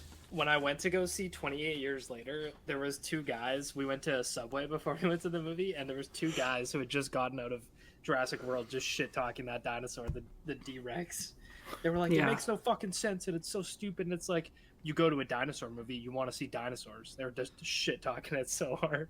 Yeah. I had a good time, though. That's all I'm really trying to say. Heck yeah. Jagger, number 9. Number 9. Oh, I'm excited to talk about this one. 28 years later. Oh my god. What are you... 28 years later is really, really, really bad.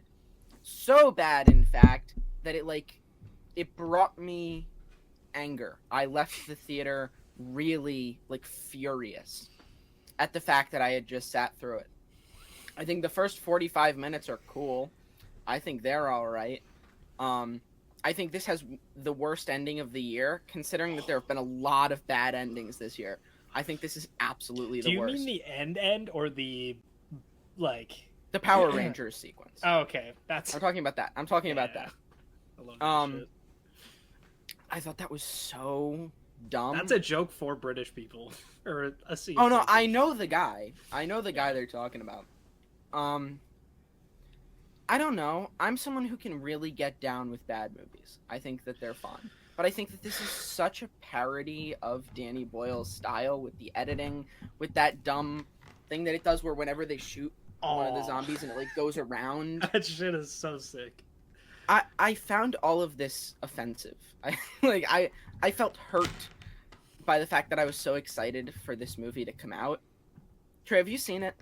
Not yet, no. You're gonna give it a 5. I'm not gonna say anything. I do think there's a chance you like it. Again, this is another, like, if you like it, fair enough. But I find that horrible. I think, what's her name? Jodie Comer gives one of the worst performances of the year in this movie.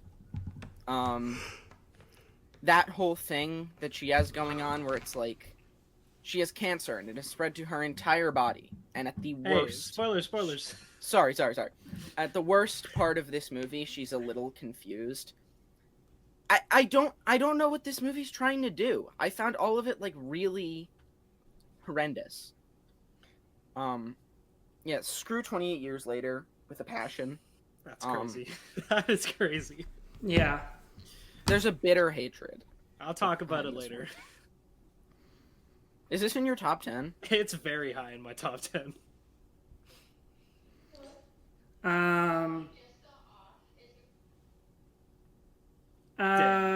Okay. Crazy. Evan, number 9. Yeah, number 9 is Death of a Unicorn. We already talked about it. Okay. Number 9 for me, The Gorge, the Apple TV original. Yeah. The one that everybody forgot about. I watched half of it and I forgot to watch the other half. First of all, let's shout out Scott Derrickson. Oh. Bro just cooks. He's coming out with the Black Phone too. Oh, yeah. Famously, his visuals. Those are the best things. Scott Derrickson really knows how to do visuals. I thought this was really good. I think Miles Teller and Anya Taylor-Joy had some good chemistry. I thought it was a cool idea.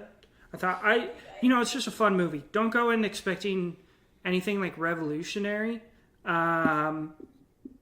It's just like a good time. It's maybe a bit too long. It drags in a couple spots, but I think it's a good time.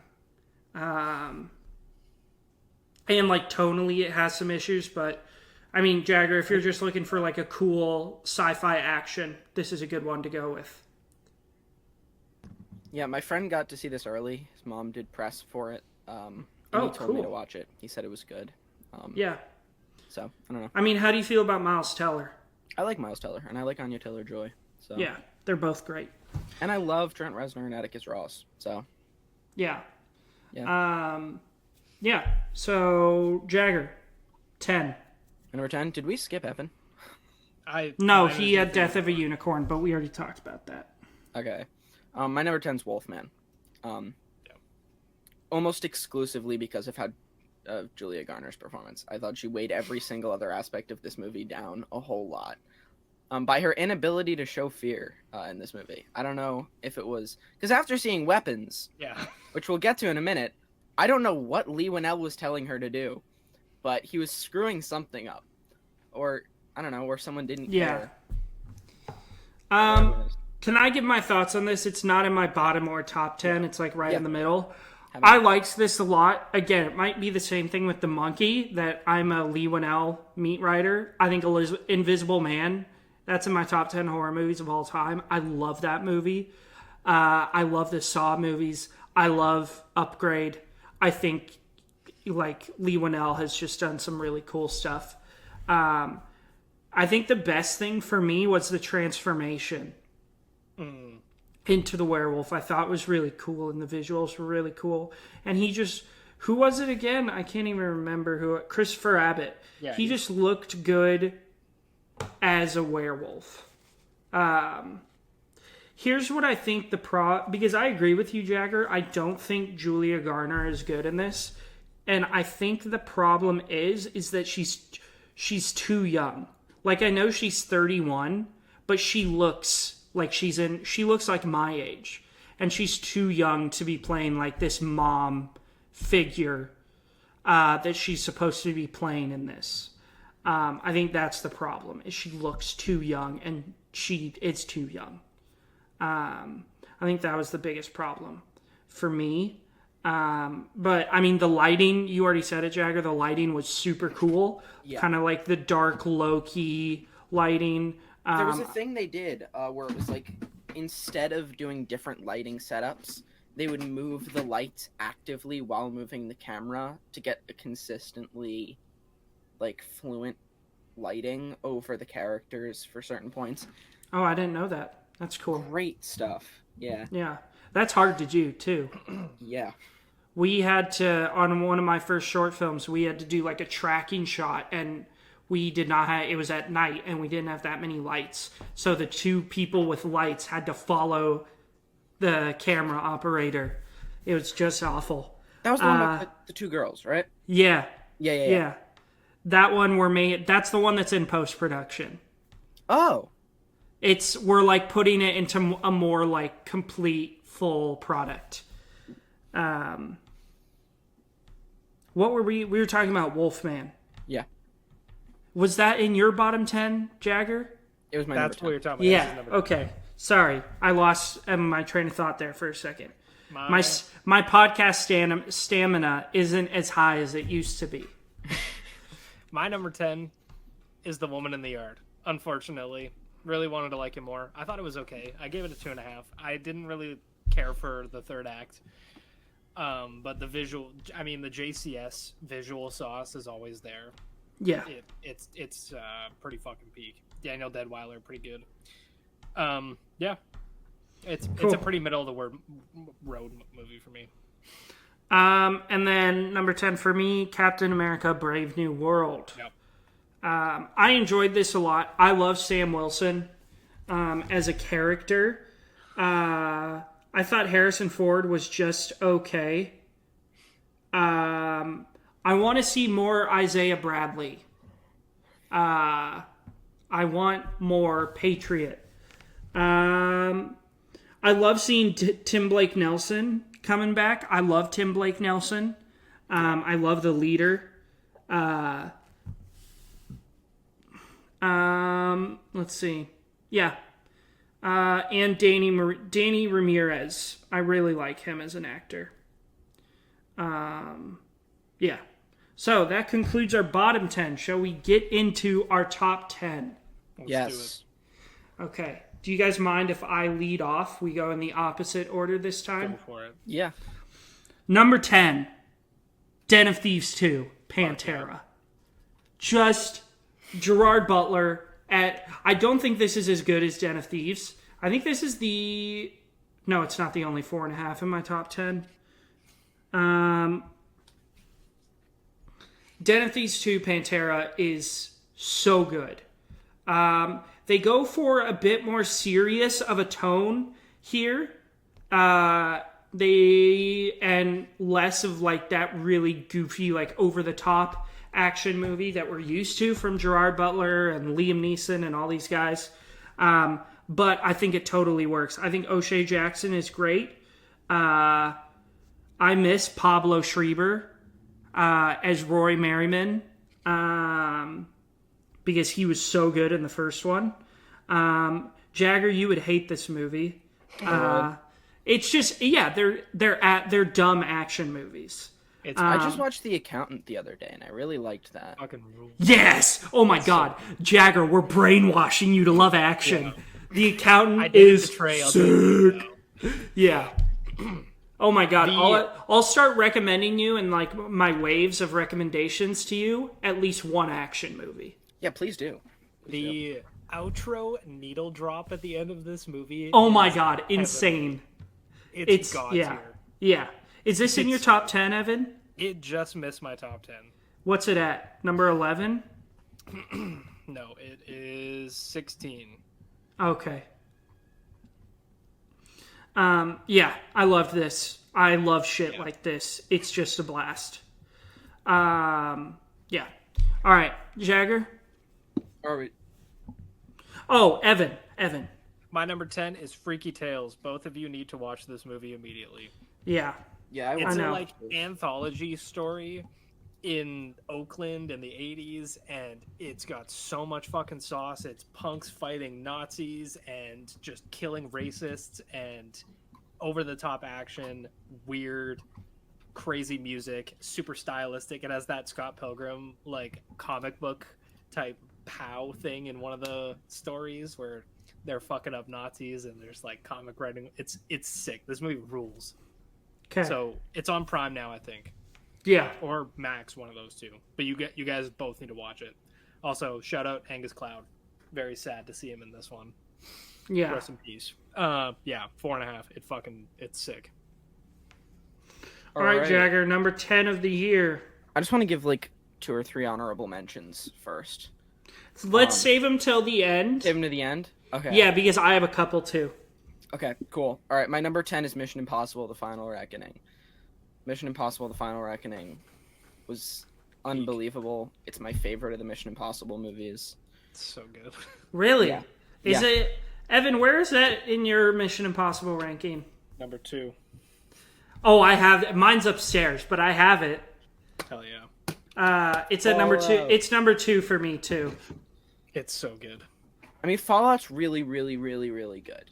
But I would give Fallout a 4.5. I would give Final Reckoning a 5. Fallout, number 2 action movie of all time. Yeah. What's your number 1? John Wick 4. Oh. Yeah, you... Yeah.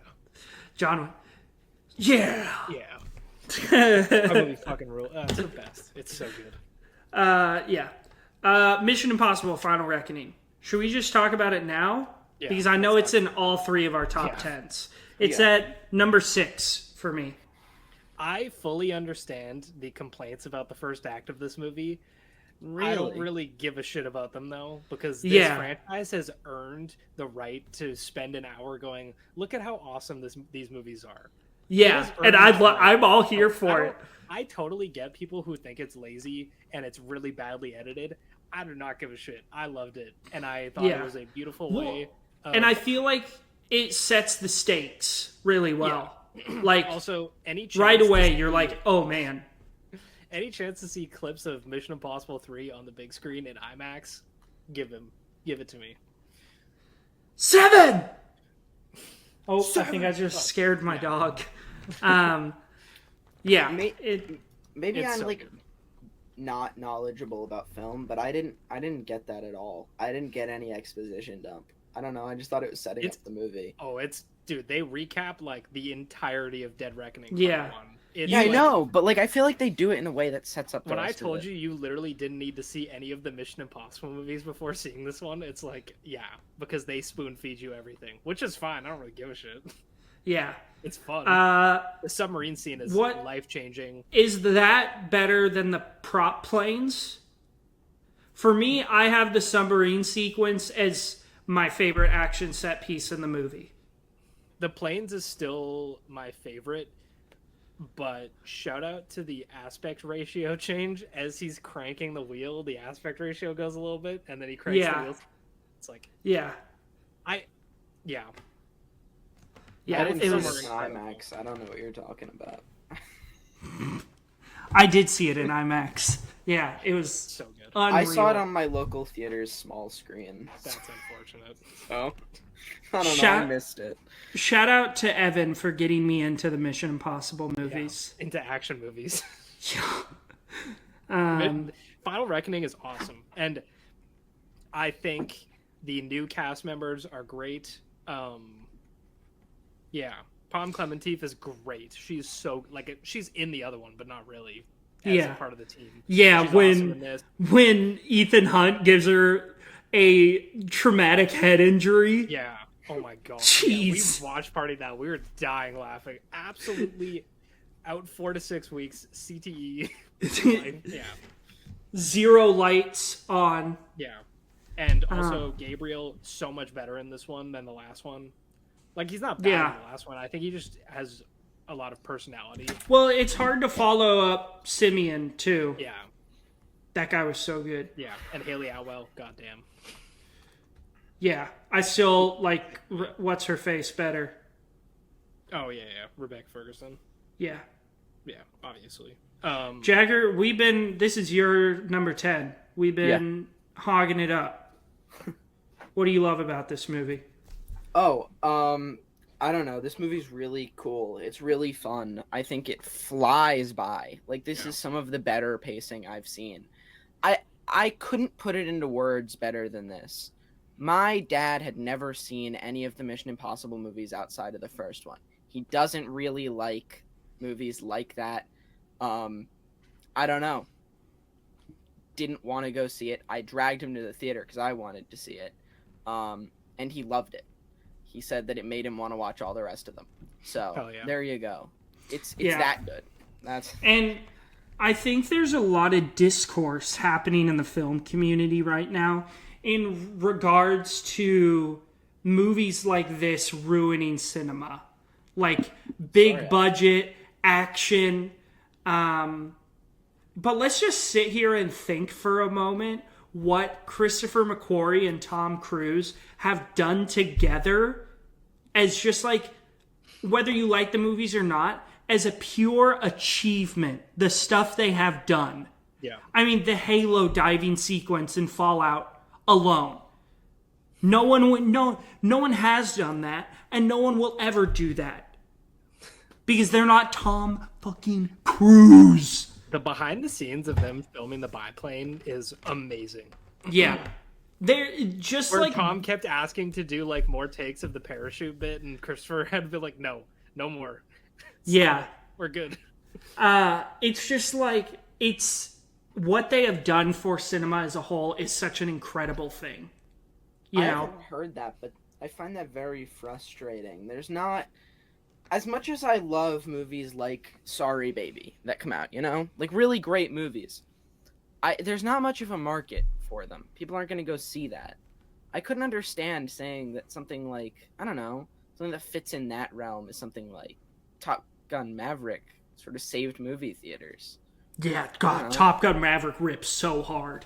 Those keep the movie theaters alive so we can see other things on those screens. I don't know. And like me and my dad talked about this last night, and I think I saw a scene in what's the Studio about it, how they compare like Van Gogh to the Emoji Movie. Like, are these both art? I think it's all art. Just certain movies focus on different aspects of the filmmaking process, when others focus on other parts. But it's all art, man. It's, God, I freaking love movies. Okay, number 9, Woman in the Yard. 4.5. I thought this was creepy as hell. I think the single location works really well. Whoever played like the woman in the yard, Okui Okpakwasali. Yeah, I definitely just butchered that. We all know how bad I am with names. I'm gonna get you to say a name when I get to Life of Chuck. Who? You'll see when we get there. Okay. Is it Chiwetel Ejiofor? Yeah. Nailed it. Woman in the Yard was sick. Deals with grief and guilt in a really interesting way. Jagger, I'd recommend you check this one out. I'd be interested to hear what your thoughts are, especially since me and Evan are on like opposite sides of the spectrum. I wanted to see this. I don't know. I haven't caught it yet. It's on Peacock right now. Okay. That's my number 9. Evan, number 9. Number 9, Warfare. Saw this in IMAX. And if you didn't see it in IMAX, that's too bad. You should have. This shit was crazy. I don't even want to rewatch it at home because I don't think it would hold up. It's such a visceral theater experience. It is so just disturbing, and it's like sensory overload. There's a scene where a bomb goes off that scared the shit out of me. Joseph Quinn, really fucking good in this. Everyone was great, even though there's no like real characters. It's just dudes, but the last like half hour is so intense. The entire movie is it's just so cool. This is like, I rewatched the 4K at home. Yeah. I'm telling you, man. It hurts still. Yeah. Even at home, it's still really good. The sequence where Joseph Quinn is screaming and the audio is cutting in and out because nobody can hear is crazy. It like, dude, this movie rules. Like, say what you want about Alex Garland, I love him, but even people who don't like him, I think you should watch this movie because it's just really. But watch it with headphones, maybe, because the sound design is amazing. Shout out Ray Mendoza. Yeah, this shit's really good. I gave it a 4.5. Yeah, really good. All right, Jagger, number 9. My number 9. My number 9 is Together. Together. Have either of you seen it? Not yet. No, I want to though.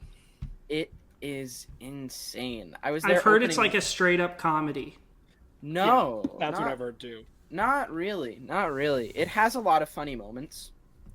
It does, but there are also a lot of moments that, like, I don't know. I feel like it takes quite a bit to really gross me out, and there were some parts here that, like, you know. Yeah. I saw this opening night. I saw this on a Wednesday afternoon. I was very, very excited for this to come out, and it did. Heck yeah. And the payoff was so unbelievable. Yeah. Dave Franco and Alison Brie were like the perfect choices for this. And they're married, and it you can see it. The chemistry's impeccable. They bounce off each other really well. Yeah, it's funny, it's gross, it's crazy. Like, I love a crazy horror movie, and this is the best crazy horror movie we've gotten this year, in my opinion. Yeah. Yeah. All right. Number 8. 825 Forest Road. I need from to watch this. Our boy Stephen Cognetti. Really? Jagger, I recommended this to you. I've seen it. How many times have I watched this so far? Twice. It's on Shudder. Yeah. It's incredible. There's a lot of like genuinely creepy moments. It's interesting to see what he did with like Trey, the reviews of this are horrific. yeah.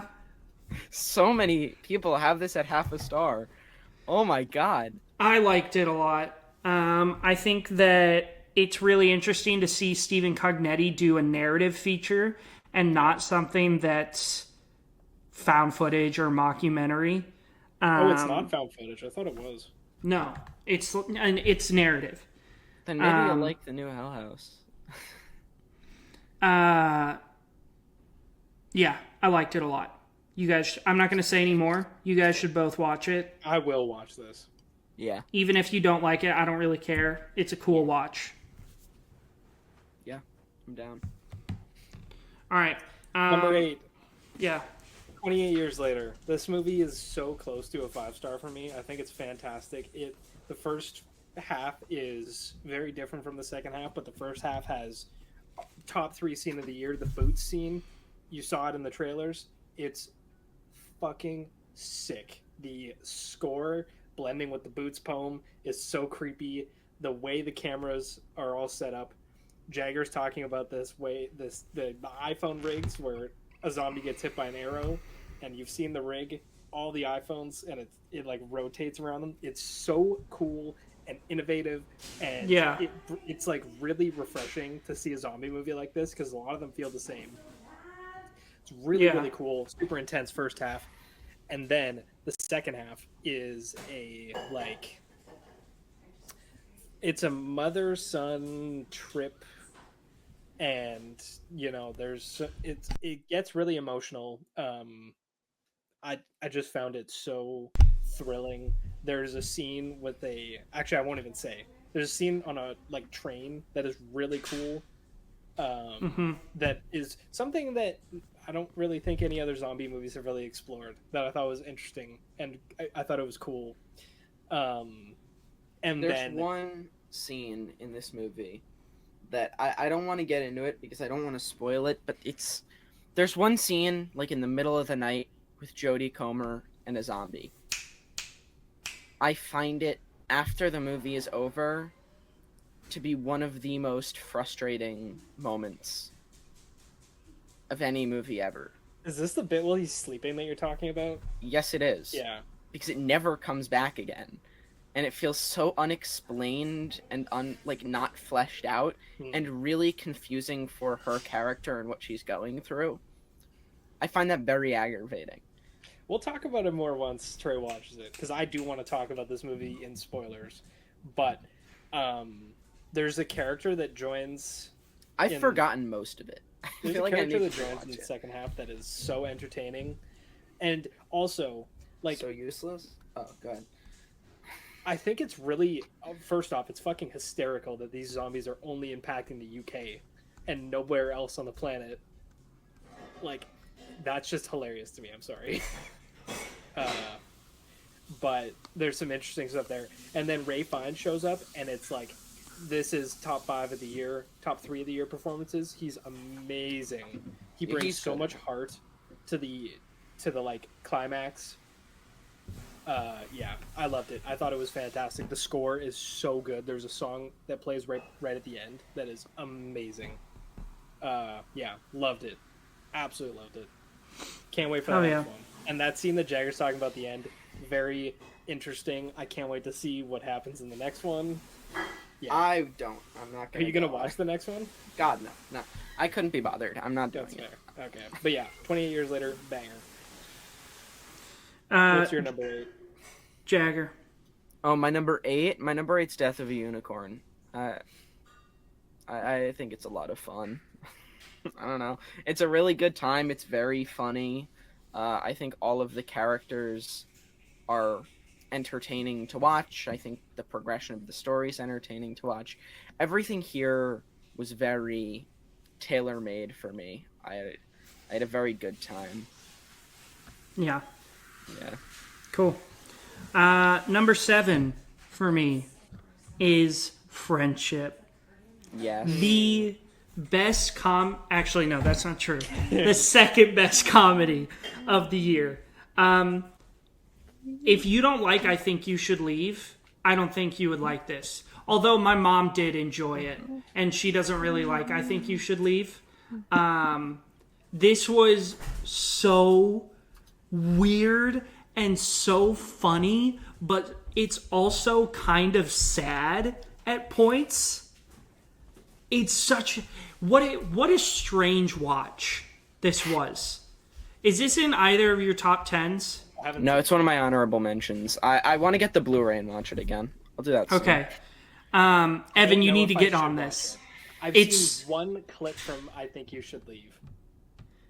You should watch this. Give it a chance. We'll see. Jimp? Did you say your name was Jimp? That scene in the garage. Oh, it's so good. It's How could so you watch good. that out of context? It was on Twitter. Oh, A24 posted it. They did? Yeah. That's weird. Okay. Yeah, Friendship was great. It's so funny. Jagger, you want to give your thoughts? My thoughts? Oh, it's spectacular. It's so funny. It's well acted, well written. Everything here is just very well done. I think I hyped it up a little bit too much in my head. So when I returned to it, I watched it again. And when I watched it again, I felt anything that I had issues with before, I felt were patched. Sure. So on rewatch, I think this could very well be a 5 and move its way up my list a little more. My expectations were too high. Other than that, a well-rounded comedy for sure. Yeah. The subway sequence, top-notch stuff. Yeah. What? I think that frog ripped me off. So good. Yeah, Evan, you need to get on that. It's so good. All right, and we are back. Sorry for that weird cut, everybody. My sister was going off to college, and I had to say bye. You know, it's very emotional. Yeah, so we're going to hop right back into it where we left off, which is with Evan's number 7 of the year, which is Weapons, if I'm correct. Weapons. Yeah, let's talk about it, because it's definitely in all of our top 10s. I hope easily. So. This is... So, Jagger, where does this sit in your list? Let me look. Number 3. Okay. So this is Jagger's number 3. This is my number 1. This is easily my favorite movie of the year. And for longtime listeners of The Average Film Enjoyer, my dad, this is his number one movie of all time. Or not of all time, but it's in his top 5. Wow. My dad absolutely adores this movie. Yeah. So, Evan, since it's your turn, give us your opening thoughts on Weapons. Weapons, it's just a fun movie. It's so much fun. It's crazy, and it's got this, Magnolia structure, but also, which I think works super well. And each character arc is like pretty unique feeling. I really like opening with the Julia Garner one. It's super serious and really intense, and feels like a bit more of a traditional horror movie. And then it becomes a flat-out comedy, which I love. The Alden Ehrenreich is so much fun. The James guy, the drug addict. Oh my god, it's so funny. Yeah, so I just loved it. The performances are great. The plot twists are fun. Not like crazy plot twists, but I think the climax is awesome too, and it has a really good sense of humor. I think it's a bit lower because I was expecting it to be way more horror focused. Sure. But I still loved it, and I gave it a 5-star, and I think it's fantastic. Yeah. Yeah. Jagger? I just want to ask you guys, at what point did you start to figure out what was going on? I think it was pretty far along. I kept having expectations of where I thought it was going, and then it went in the complete opposite direction. Okay. Yeah, I kind of just shut my brain off when I realized how silly it was, and I was just along for the ride. Like, they name dropped witches and a bunch of times during the whole movie, but I didn't expect, You didn't expect there to be an actual witch. Well, no, I did, but that's also because I may have peeked at the script before the movie came out. Oh my god, I can't believe you. May have peeked at the script. But the whole scene with Benedict Wong and his husband, didn't expect that. That was pretty fucked up. Yeah. Yeah, that I couldn't have seen coming. That was crazy. But I started to figure it out in the first story. I started piecing things together.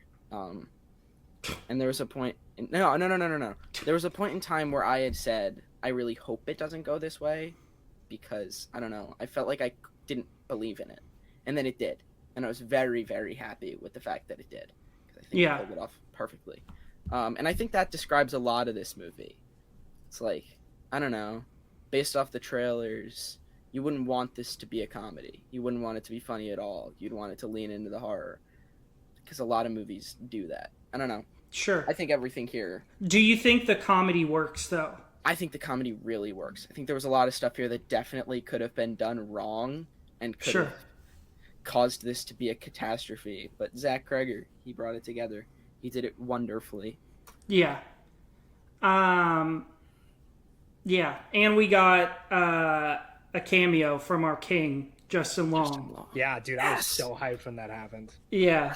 I thought he was going to start measuring the square footage of his house. He's going to measure the square footage of the triangle Josh Brolin was drawing. Yeah. That scene from Barbarian is still one me and my dad quote. Yeah. It's so good. I loved this. I think that the two extremes of being a horror and a comedy. Sorry. Poncho, don't do it. Oh man, I think he's gonna throw up. Oh no.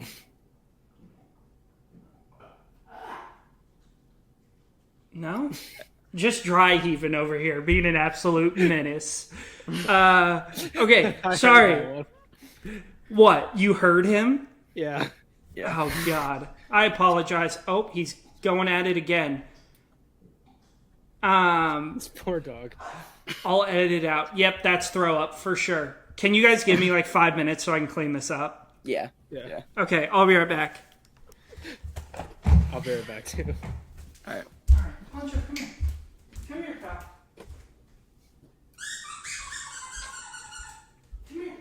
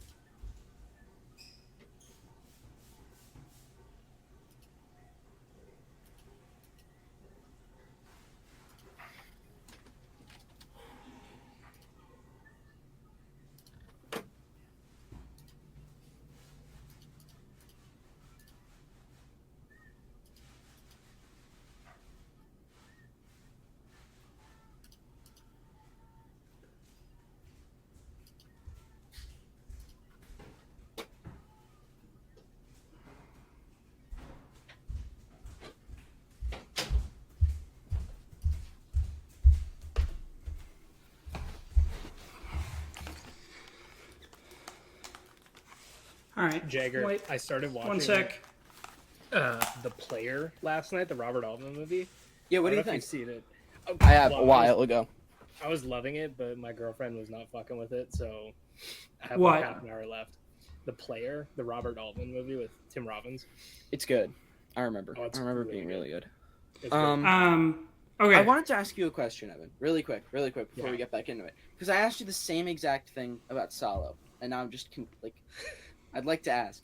Yeah. I'm doing an episode of the other podcast with Jackie, and we're talking about Enter the Void and Climax. So I want to know, like, Climax is sick. Climax is sick. which of Gaspar's movies have you seen, and like, what do you think of them?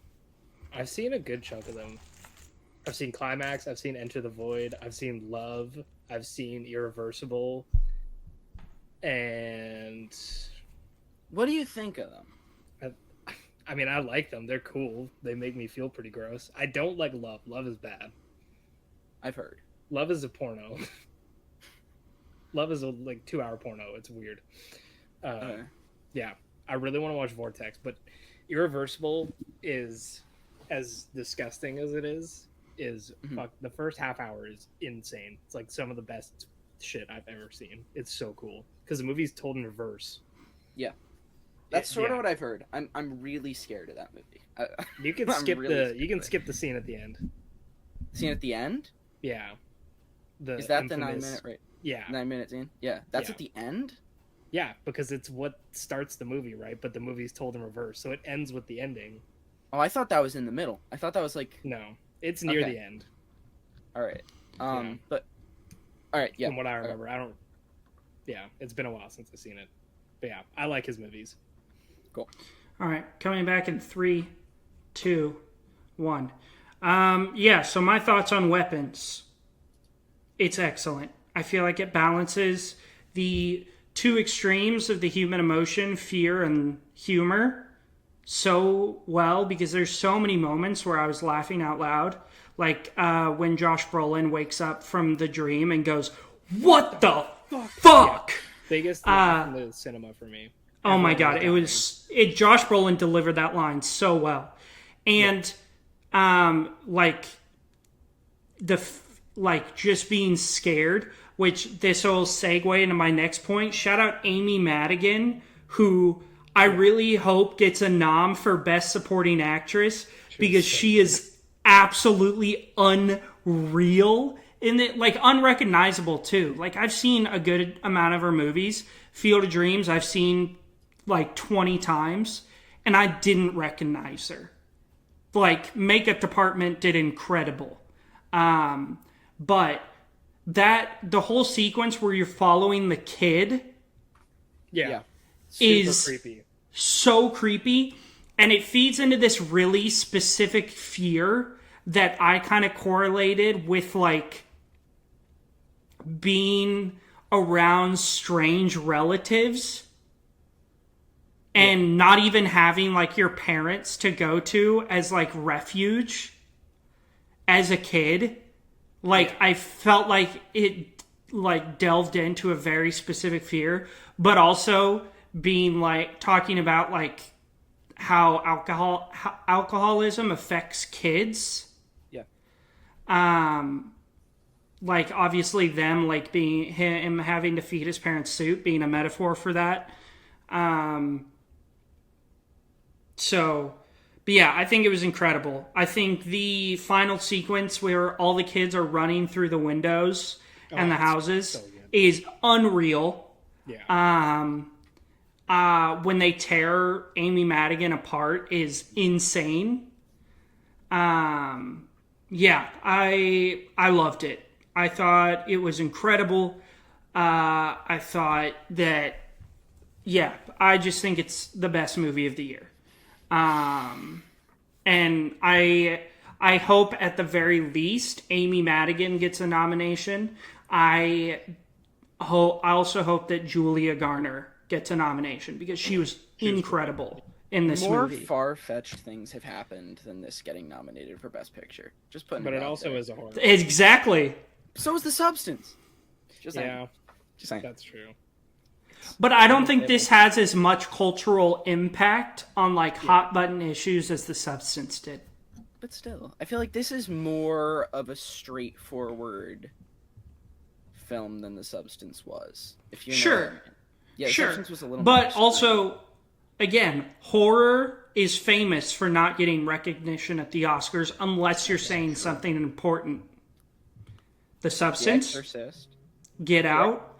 Yeah, but like stuff like The Exorcist and Silence of the Lambs is like nothing will ever top either of those. Yeah, that's true. But right. in recent years, it's been stuff like Get Out and The Substance. I don't think this is culturally, like even Hereditary. Yeah. We can all agree Toni Collette should have been nominated for Best Actress and should have won. Yeah. But that movie didn't get a single nomination. None of Ari Aster's stuff has. Did Beau is Afraid get any noms? No. No way. That movie's too weird. That movie is sick. That's my favorite Ari Aster. I will die on that hill. I love Beau is Afraid. It's so good. Another thing all three of us can agree on. Beau is Afraid is a masterpiece. Unbelievable. It's such a fun watch. Weapons is incredible. My number 1. Evan's number 7. And Jagger's number 3. Right? Yes. All right. So, Jagger, I'm going to kick it to you. What's your number 7 of the year? My number 7 is one I really was not expecting to be anywhere above like a 2.5. My number 7's F1. Oh, Have shit. either of you seen it? I Yeah. haven't gotten around Still to it haven't yet. seen it. I'm down. F1, I liked significantly more than Top Gun Maverick in a strange turn of events. Yeah. It's very, like, almost miraculous filmmaking on display in F1, which is odd. I can't emphasize enough how small my expectations were for this. But I went to see it just sheerly off of its budget and my curiosity, because it's like the most expensive movie ever or something like that. Yeah. Right? Yeah. So I went to see it just on a whim, and it blew my mind. I loved it. I loved every second of it. Hell yeah. F1. Great film. And we love Joseph Kosinski. Yes, we do. All right, number 6 for me, which we've already talked about, Mission Impossible: Final Reckoning. Yes. Yeah. Evan, number 6. It is. Oh yeah, mine's number 4 for Mission Impossible. Number 6, the best comedy of the year, The Naked Gun. It's a masterpiece. It's Jagger, have you seen this yet? hysterical. No, I had no interest. Oh my Have God! you seen the You original? I don't like the original. Oh, okay. then you might not like this one. Yeah, This that's is sort one of what of I the was funniest movies to be released in theaters in the last 10 years. Maybe It is the so number one good. Funniest. It is nonstop jokes for 80 minutes, and every single one of them lands. It's Mom, physical. Mom, I can't talk right now. I'm busy. It's the slapstick humor works, the visual gags, the just told jokes. All the bits are so stupid, but it's hysterical. It's smart. There is a 5-minute cutaway scene in this movie that is the most unhinged shit I've ever seen in my entire life, and it works. It is so fucking stupid. You know which part I'm talking about. Is it the snowman thing? Yeah. 'Cause that's what I saw on TikTok. Oh my God, that whole You probably sequence didn't even is see the entirety of the snowman scene, but Probably. it's so goofy. it's incredible. This is my number 3 of the year. It's Wow. this is a perfect comedy. It's shocking that it's good. We got a good and amazing Naked Gun movie in 2025. It's absolutely crazy good. And you could not have had a better casting than Liam Neeson. And Pamela Anderson, both amazing. Yeah. They're Yeah. so good. And Paul they're Walter just like a Hauser. wholesome ass couple, you know? This movie bangs. It does. And shout out Danny Houston. We love Danny Houston on this pod. It was so good. All the stuff about the chief's husband. Oh yeah. Like he has a big presentation in the morning. We're all rooting for you. He's fucking asleep the entire. It's so funny. Yeah. Yeah, it's so good. To the windshield scene that made me laugh insanely hard. Yeah, that was really good too. It's incredible. Jagger, you gotta watch this movie. It's so funny. I'll check it out. All right, Jagger, number 6. My number 6 is another one I don't think either of you have seen. Elio. No. Yeah, I have no interest. No interest? I saw Elio twice in the theater. I really loved it. I didn't think anything was going to top it for Best Animated Film of the Year, because it's my favorite Pixar movie. It's really very powerful in its like way that it conveys a lot of its messaging. And neither of you are gonna watch it, likely, but still, I'm just gonna put it out there. I think Elio is single-handedly one of the better animated films of all time. I think it tries to tackle a lot of things. I think it tackles all of them very nicely and with a lot of heart. So yeah, Elio is really good. Hell yeah. All right, top 5. My number 5, yes. We've already talked about it. Fantastic Four! That's my number 5. Just absolute heat. Yes. From Matt Shankman. Yeah. Evan, number 5. Give it to us. Sinners fucking rules. It's so good. I know you don't love it, Trey. Jagger, you weren't expecting to like it, and then I kept telling you to go see it. Yeah, I canceled my ticket to Ugly Stepsister to see this movie. Sinners is original and full of so much heart and soul. The music's great. It's fun. It's weird. The performances are fantastic. Yeah, I adore it. I can't wait to watch it again. I've only seen it once, but yeah. I'm glad this movie exists. Sinners is at my number 21 of the year. Hell yeah. 22 for me. Really it's right outside of my bottom 10. That's crazy. It's still pretty good. It's a 3.5. I just don't, and I personally feel like that's being generous. Wow. Damn. I never would have expected that. I would have put money down that you were going to. I think that the metaphor that it's going for, it totally works, and I really love it. But I just think it's so rushed. Really? Nothing feels like it feels like this needed to be like a 3-hour movie. That I could understand. And I feel like the fact that it wasn't really none of the characters felt fully fleshed out. And this is going to be a hot take. I don't think it's going to be as hot as my 10 Things I Hate About You, but the music sequence where it's like incorporating all the different generations of African American culture, I hated that. I thought that was so dumb. And I thought the song was just awful. You're racist. But yeah. That's what people said when Black Panther came out, and I was like, it's not that good. This scene fucking ruled. This scene made me cry. Oh, I wouldn't go that far, but I thought it was really so good. Oh my god, that shit in IMAX was peak. Yeah, it's fine, you know. All right, Jagger, number 5. My number 5 is Neja 2, which I already talked about. This is my Across the Spider-Verse. I love this movie.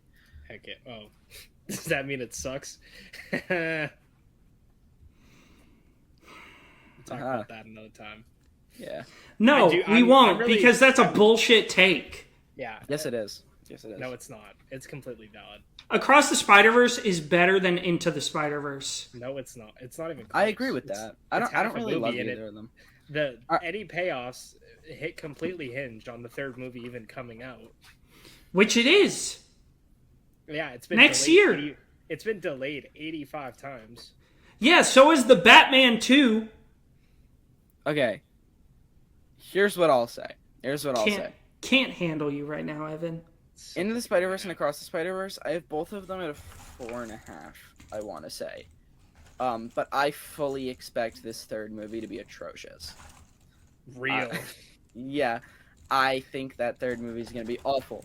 But I don't know. I feel like my 4.5s are from a different time. I have both of those from when I first joined Letterboxd. And I don't know. I don't totally agree with them. I think they're like 3.5s. But I do like them quite a bit. Yeah. I definitely am excited to watch Deja 2, though. It's really good. It's really good. All right. Number 4 for me is the horror movie of the year. Just the straight, like, Weapons is the movie of the year. This is the horror. I think this is a better horror movie than Weapons. Weapons is a better movie, and I like it more, but this is a better horror movie. Bring Her Back from the Philippou brothers. Oh, yeah! That movie exists. I forgot. Where is this in your ranking, Jagger?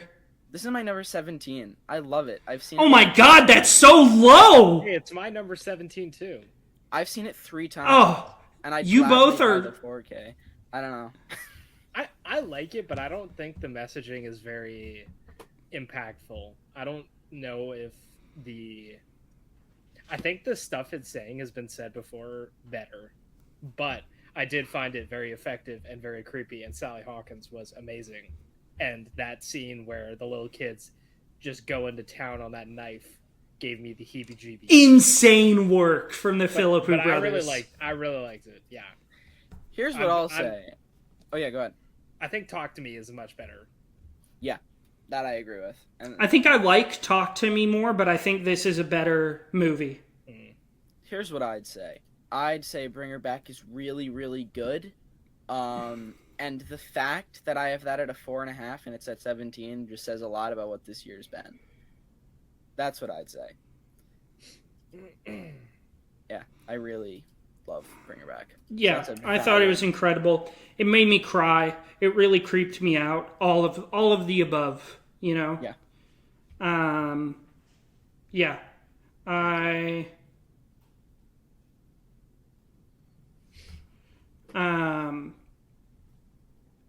really loved it.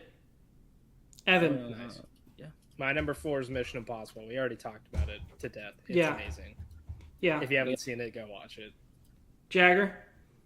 My number 4 is Companion. Wow. That's I really crazy. love Companion. Companion is like a top 10 horror movie of all time for me. It's a really... I loved Companion. All right, I'm gonna be quiet now. I like Companion. I think it's 3.5. I like it. Yeah, I have it at a 4. It's a good time. Yeah, I don't know. I thought it was fun. I don't think it's that high, but there's better Jack Quaid movies that came out this year. That's where I'll leave it. Just Novocaine. Yeah, Novocaine's a good time. Yeah. All right. My number 3, Naked Gun. We already talked about it. Evan.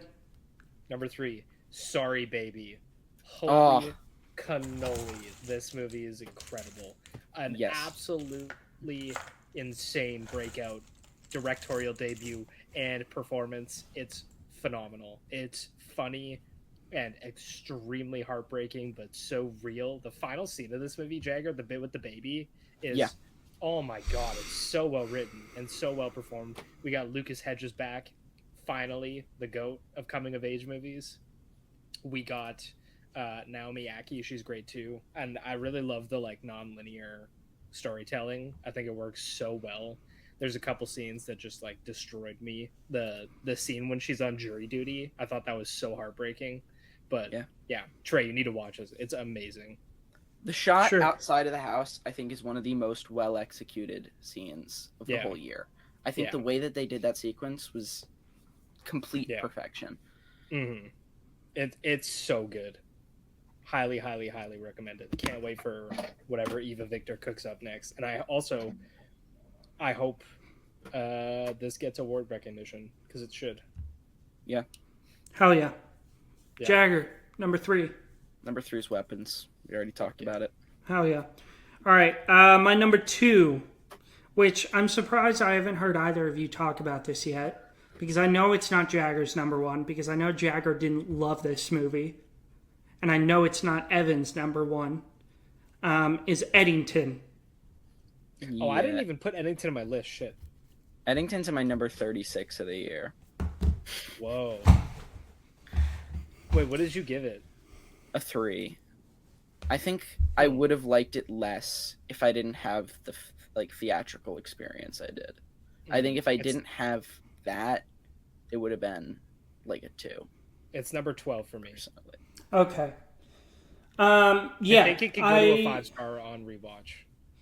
Yeah, I love this movie. I think what it was saying was really interesting and important. I think Ari Aster directed the shit out of this movie. The lighting in this movie is unreal. Joaquin gives a great performance. Pedro gives a great performance. The only reason it's not at number 1 is I wish we could have gotten more of Emma Stone and Austin Butler's characters. But, you know, he did the best he could in a practically 3-hour runtime. I have a hot take.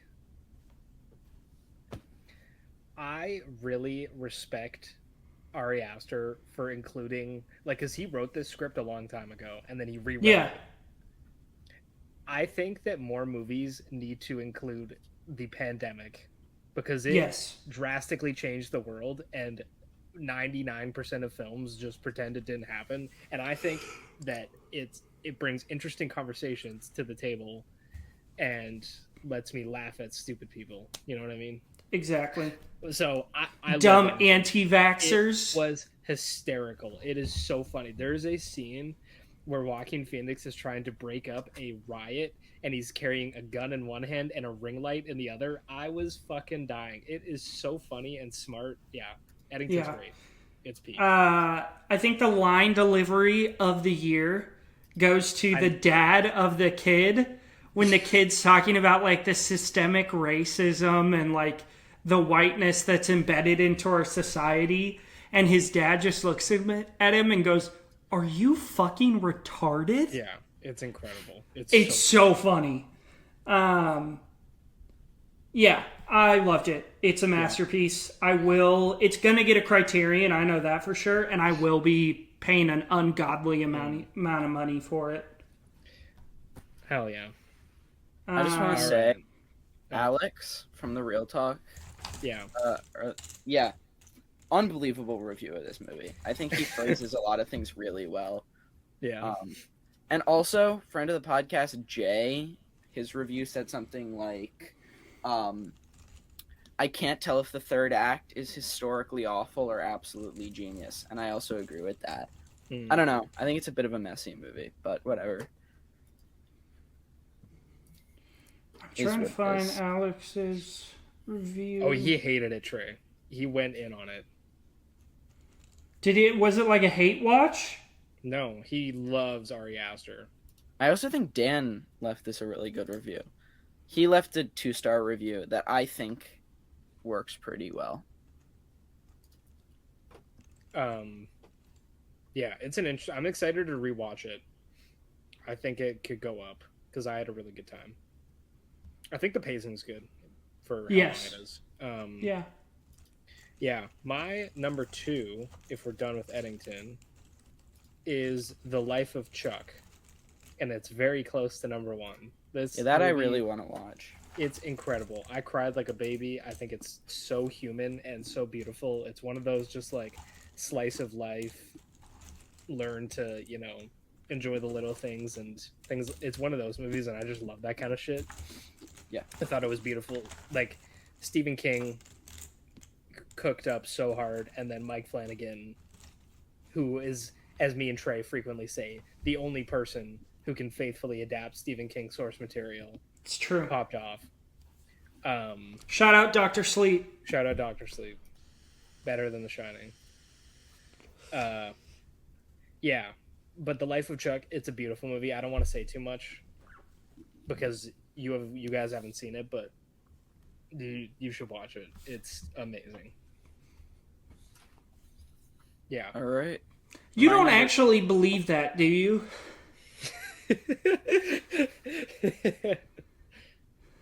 I kind of do. Oh my god. All right. Number 2, Jagger. Well, I have Doctor Sleep at a 5. No, you've lost your talking privileges for the rest of the time. Yeah. That is an unreal take. Look, yes, Doctor Sleep is incredible. But better than The Shining?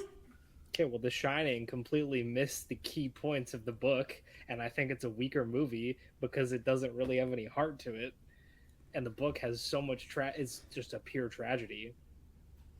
So I think it's kind of it's a bad it's a great movie and it's masterfully made, but it's also it could have been way better because I think the book's story is so much more compelling. The book is always better, but that shouldn't be a detriment to the movie. If I were to rate, I'm going to crash out here for a second. If I were to rate the Harry Potter movies, which Evan, I know you love, but if I were to actually honestly rate them when I was looking at them compared to the books, they would all be half stars because no, you said your piece. I am talking now. Because the books are so much better and it's unreal the level of quality and the amount of things that the movies miss from the books. Important things. But guess what? I don't hate on them. I think the movies are incredible on their own. Compared to the books, they're shit. But I don't sit here and be like, well, they should have gotten this part and this part in it because it needs to be a faithful adaptation. No, I appreciate the adaptation that the directors of Harry Potter did because it's just a different understanding of what the books mean. And that's what Stanley Kubrick did. So stop shitting on maybe one of the greatest movies of all time because you're pissed that it didn't talk about how Jack was an alcoholic. Enough. It does talk about it, but it doesn't talk about it enough to, bless Princess Evan. Oh my god, I'm so tired of this bullshit. Stanley That's Kubrick. my opinion. I've read a bunch of books about Stanley Kubrick, and he intentionally twisted a lot of things from The Shining to make it fit the overarching narrative of his filmography. All the films are like representative of different parts of his life, and he wanted that to be representative of how his like perfectionist work and his work ethic sort of destroyed aspects of his family. Jurassic Park. Crash out now because Jurassic Park about that so much. Jack is I don't have time.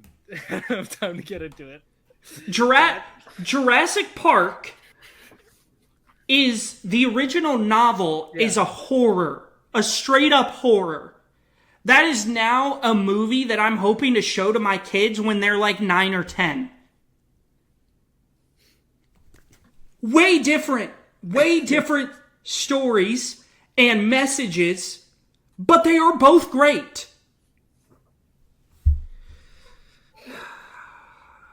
My number 2 is The Legend of Ochi.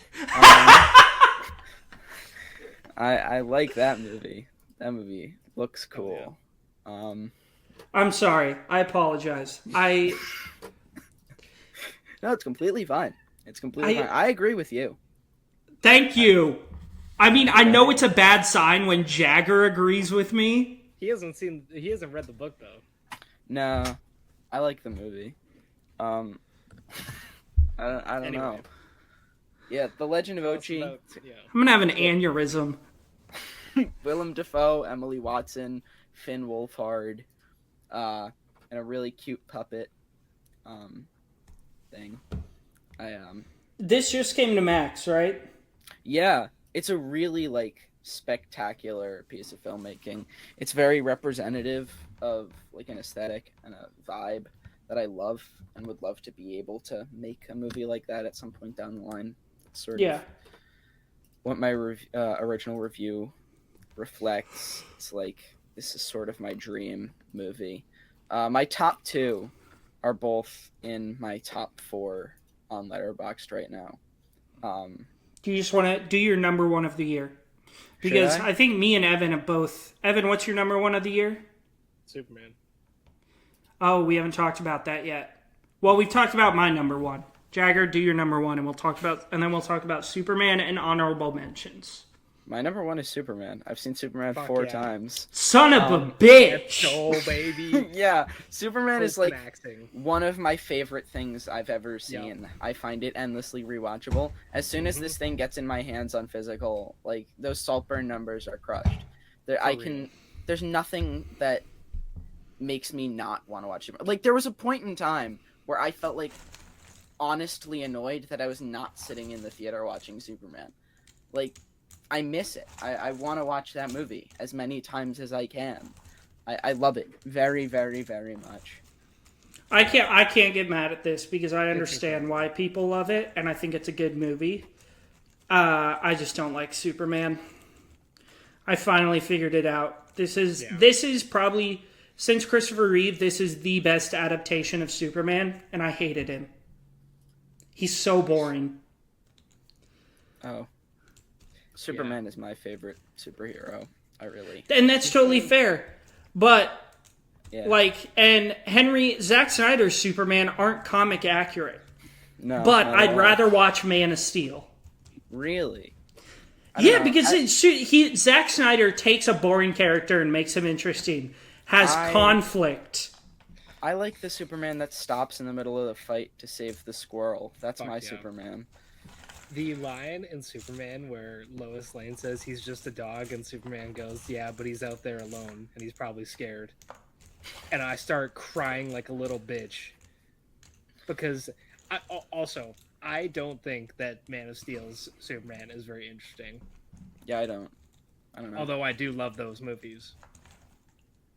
But I love Superman. Superman's amazing. I like the Schneider Superman. I think Man of Steel's alright. But I don't know. I really love that this movie is like, it's a Superman who gets beat up, you know? He's not dying, but he's not winning every single fight he gets into like Schneider's Superman. I don't know. There's something about this one that really resonated with me even more than Christopher Reeve Superman, which I love the Christopher Reeve Superman movies. Yes, they're excellent. They're so good. Except for 3. But this Superman really resonated with me in a way that none other had. And to see my favorite superhero portrayed in a way that really felt right to me meant a lot. So I love this movie very much. Yeah, I think my issue is that I just can't relate to the character at all. Mm-hmm. He's like this perfect person. He's always making the right decision. And you know he's always going to win. Well, you know? It's just like, no... Like, that's why I like Henry Cavill's Superman. Because he is interesting. There's conflict. And, yeah, he makes wrong... Like... All these superheroes that I love, Captain America, Iron Man, Wolverine, none of them are perfect people because none of us are perfect people. And that's why they're so great. And that's why we find them so compelling to watch because they are like us. But Superman makes you want to be a better person. He's representative of all the things that could be right about society. And that's what makes Lex Luthor such like a compelling villain, because he's representative of everything that's wrong with like the higher ups in the current state of things. You have people comparing Lex Luthor to Elon Musk, and that's very intentional. You have this figure of hope and love, and you have this figure of hate and anger, and it's just the two of them clashing, you know? Hawkgirl kills Netanyahu in it too, which is crazy. I mean, I'm not... Yeah, I don't think that he is compelling enough. But that's just me, you know? Yeah. I can appreciate the visuals. I mean, save for a few scenes. The visuals in this movie look incredible. Yeah. I think the score is unreal. I think even though I don't like the character, I think David Corenswet killed it. The line where he goes, "What the hey, dude?" I thought that was so funny. I think Mr. Terrific, I love seeing him on screen, finally. I love seeing Guy Gardner on screen, finally. But yeah, I don't think I like the character. That's totally fair. That's fair. Totally fair. All right, Evan's got to go. Me and Jagger are going to talk about some honorable mentions. I don't really have any honorable mentions, but yeah, good year for movies. Yeah. See you, boys. All right, Jagger, do you have any honorable mentions that we haven't talked about? I've got a couple. Okay. I've got a couple. Give them to me. So one of my honorable mentions is Thunderbolts. We haven't talked about Thunderbolts. Yeah, that was going to be one of mine. Yeah, I loved Thunderbolts. Thunderbolts is at my number 12. It was very good. I think it was hyped up a bit too much for me, personally. I gave it a 4. I think I personally hyped it up too much because I love Thunderbolt comics.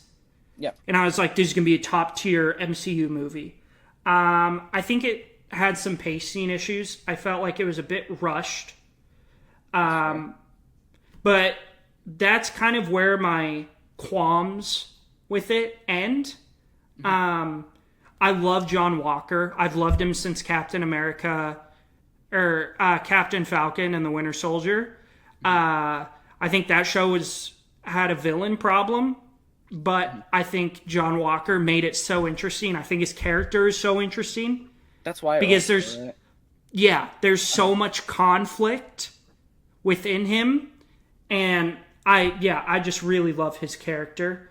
And the Sentry. He's one of my favorite characters in the comics. Yes. And I honestly feel like, and this is not something I say lightly, because the power level of Sentry he's just Superman. With mental health problems and a drug addiction. But I think he was so good. And I think they didn't try to nerf him at all. Yeah. I think that scene where Val has him come down and all the thunder, he just wipes the floor with the thunderbolts. Yeah. Great shit. It was so cool. I love seeing him on screen. That's another character that I think is interesting and compelling. What did you like about this movie? I know did you give this a 5? Yeah. I feel like the Thunderbolts is a kind of grounded Marvel movie that everyone's been asking for forever. And we never got that. We've gotten amazing Marvel movies. I mean, things like Civil War, they're unbelievable, but they don't deliver on any kind of level of humanity. And I don't think they want to, that's not what they're here for. But it was something that everyone was interested in seeing. And the Thunderbolts did it, and it did it really well. Between Florence Pugh and Sebastian Stan, we got a lot of that. Florence Pugh, Sebastian Stan, and Louis Pullman. That was the one I was leaving out in my head. Yeah, he was so good. He was so good. And we had people in it like David Harbour that were bringing the things that, Marvel movies bring. But it was balancing a lot of things. And I feel like it was risky, and it didn't make a lot of money. And I was very happy with what it was. This is another one that I saw twice in the theater. Yeah. It's fun, but it's also heartfelt and grounded in a way that we hadn't gotten.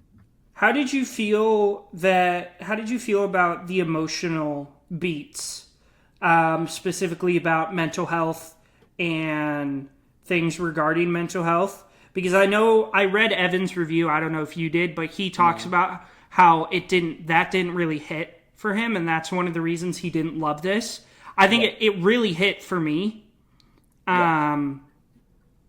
How did you feel about like that whole sequence in Bob's head and all the mental health talk? How did you feel about that? I thought it was executed really well, especially for like the audience that this movie knew it was going to be hitting, you know? Sure. Like it couldn't go too hard because kids are gonna go see it. Yeah. But I think it went hard enough that you could feel things, you know? Like you Yeah. felt a lot for Bob. And were there jokes in there and things that I'm sure if you wanted like a really like heavy emotional punch, they could have been taking that away. Yeah, sure, they are like they're there. But again, this movie knew its audience and it knew it needed to not like cause some kind of outroar of people saying don't bring your children to this movie because that would take away the money that this movie already knew it wasn't going to be making a lot of. Sure. So it's not like the most emotional movie we got all year, but it Yeah. definitely landed for me. I thought it pulled it off very well. I totally agree. And I loved the cut scene. I'm excited to see the Fantastic Four Yeah. enter into the MCU. Obviously, they already are, but like this universe. Yeah. I thought it was a blast. Shout out David Harbour being Yes. absolutely hilarious this entire time. What kind of super soldier serum did you get? Oh, Hydra, fancy. That line really made me chuckle. I think he was really good in this. Just Yeah. very funny. Adolescence. Yes. That's another 2020. It's right outside of my top 10. I didn't even put that on my ranking because I don't know. I don't have any I just choice on that. consider it a long movie. That's fair. One of the performances of the year. This kid. What's his name? I have to see. What do I Owen have Cooper. on this rate? Owen Cooper. It's the first thing he's ever been in. You've watched Adolescence, right? Yeah. Yeah. It's the first thing he's ever been in, and it was unreal. He is so good. Stephen Graham is incredible in this. Gives one of the most emotional performances of the year.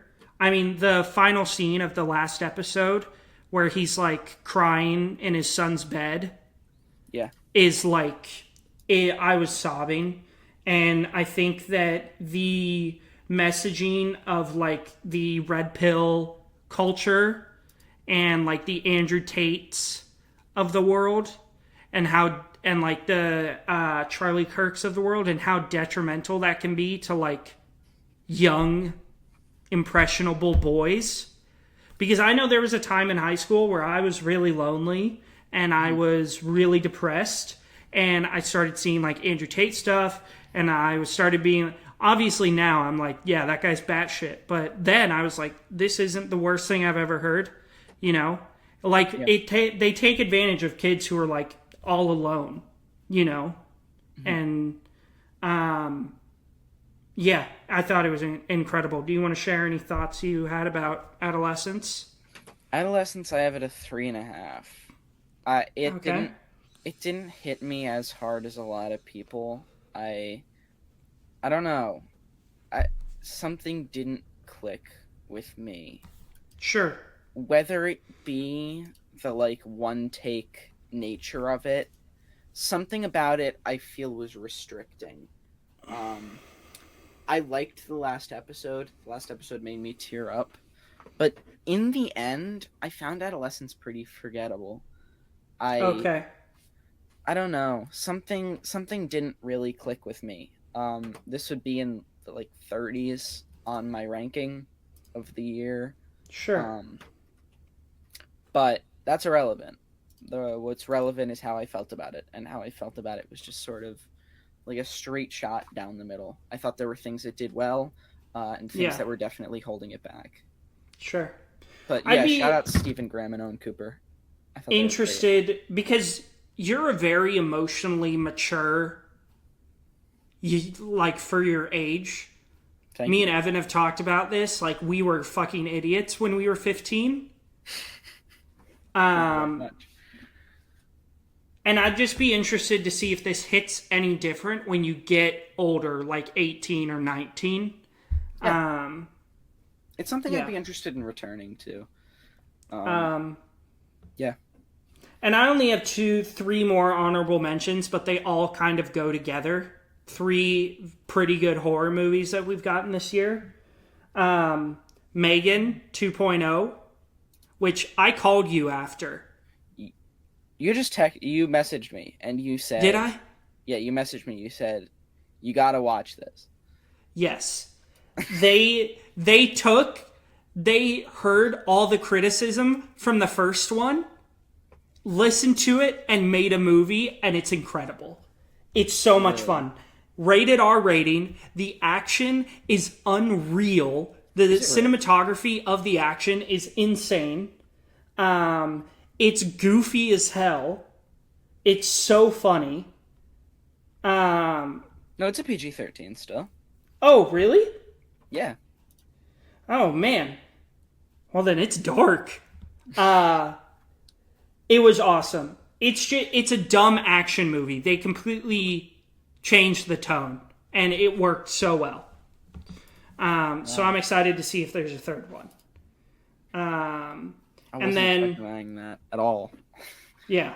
Final Destination, Bloodlines, and Hard Eyes. 2 super solid horrors that have come out this year. Bloodlines was awesome. I loved that. Yeah, Bloodline. It was really good. Maybe the best opening in the franchise. What's the opening again? Oh yeah. The restaurant. The corn. Yes. Yeah, it's unreal. And great kills, which, to be honest, is all I'm really looking for in a Final Destination movie. I don't really care about the plot or the characters. I just want to see cool kills. Yeah. And it gave me that. And then Hard Eyes. Shout out our boy Josh Rubin. Yes. This was an absolute blast. Really, really solid slasher that is also very self-aware. Like making fun of like rom-coms. It was really funny. Jagger, have you seen this yet? No, I have not. Sadly. I would be interested to hear your thoughts on this. I really enjoyed it. I think I'd like it. I have a feeling. Do you have any more honorable mentions? We talked about Friendship. I ordered my Friendship Blu-ray. It's coming tomorrow. Hell yeah. Baby Invasion, we kind of talked about. I love Baby Invasion. I'm just going to fire off a couple oddballs that we wouldn't have mentioned on either side. Hurry Up Tomorrow. I have it a 4.5. It's the most hated movie of the year, I'd say. Maybe next to War of the Worlds. This is The Weeknd's movie. I like it. Yeah. What else? We kind of talked about Jimmy and Stiggs a little bit in my watch list thing, but I don't know. I only gave it a 3.5, but I still want to mention it because it's probably the most like audacious movie of the year. Sure. We already talked about a Minecraft movie. Yeah, I don't have much. We talked about Sorry Baby. Cool. Yeah. All right. Well, thank you for welcoming us back in the podcast realm. We will be back next week. We are going to talk about Indiana Jones for like 5 or 10 minutes. And then we will be doing another list. We are going to be talking about, we're calling it our top 10 under 10. So it's our top 10 favorite movies under 10,000 logs on Letterboxd. Cool. So a lot of deep cuts coming up. Probably stuff the other two haven't seen. It's going to be a good time. Some weird shit. Yes. We're going to have some fun with it. But that is it for now. So we will see you next time on the Average Film Enjoyer Film Podcast.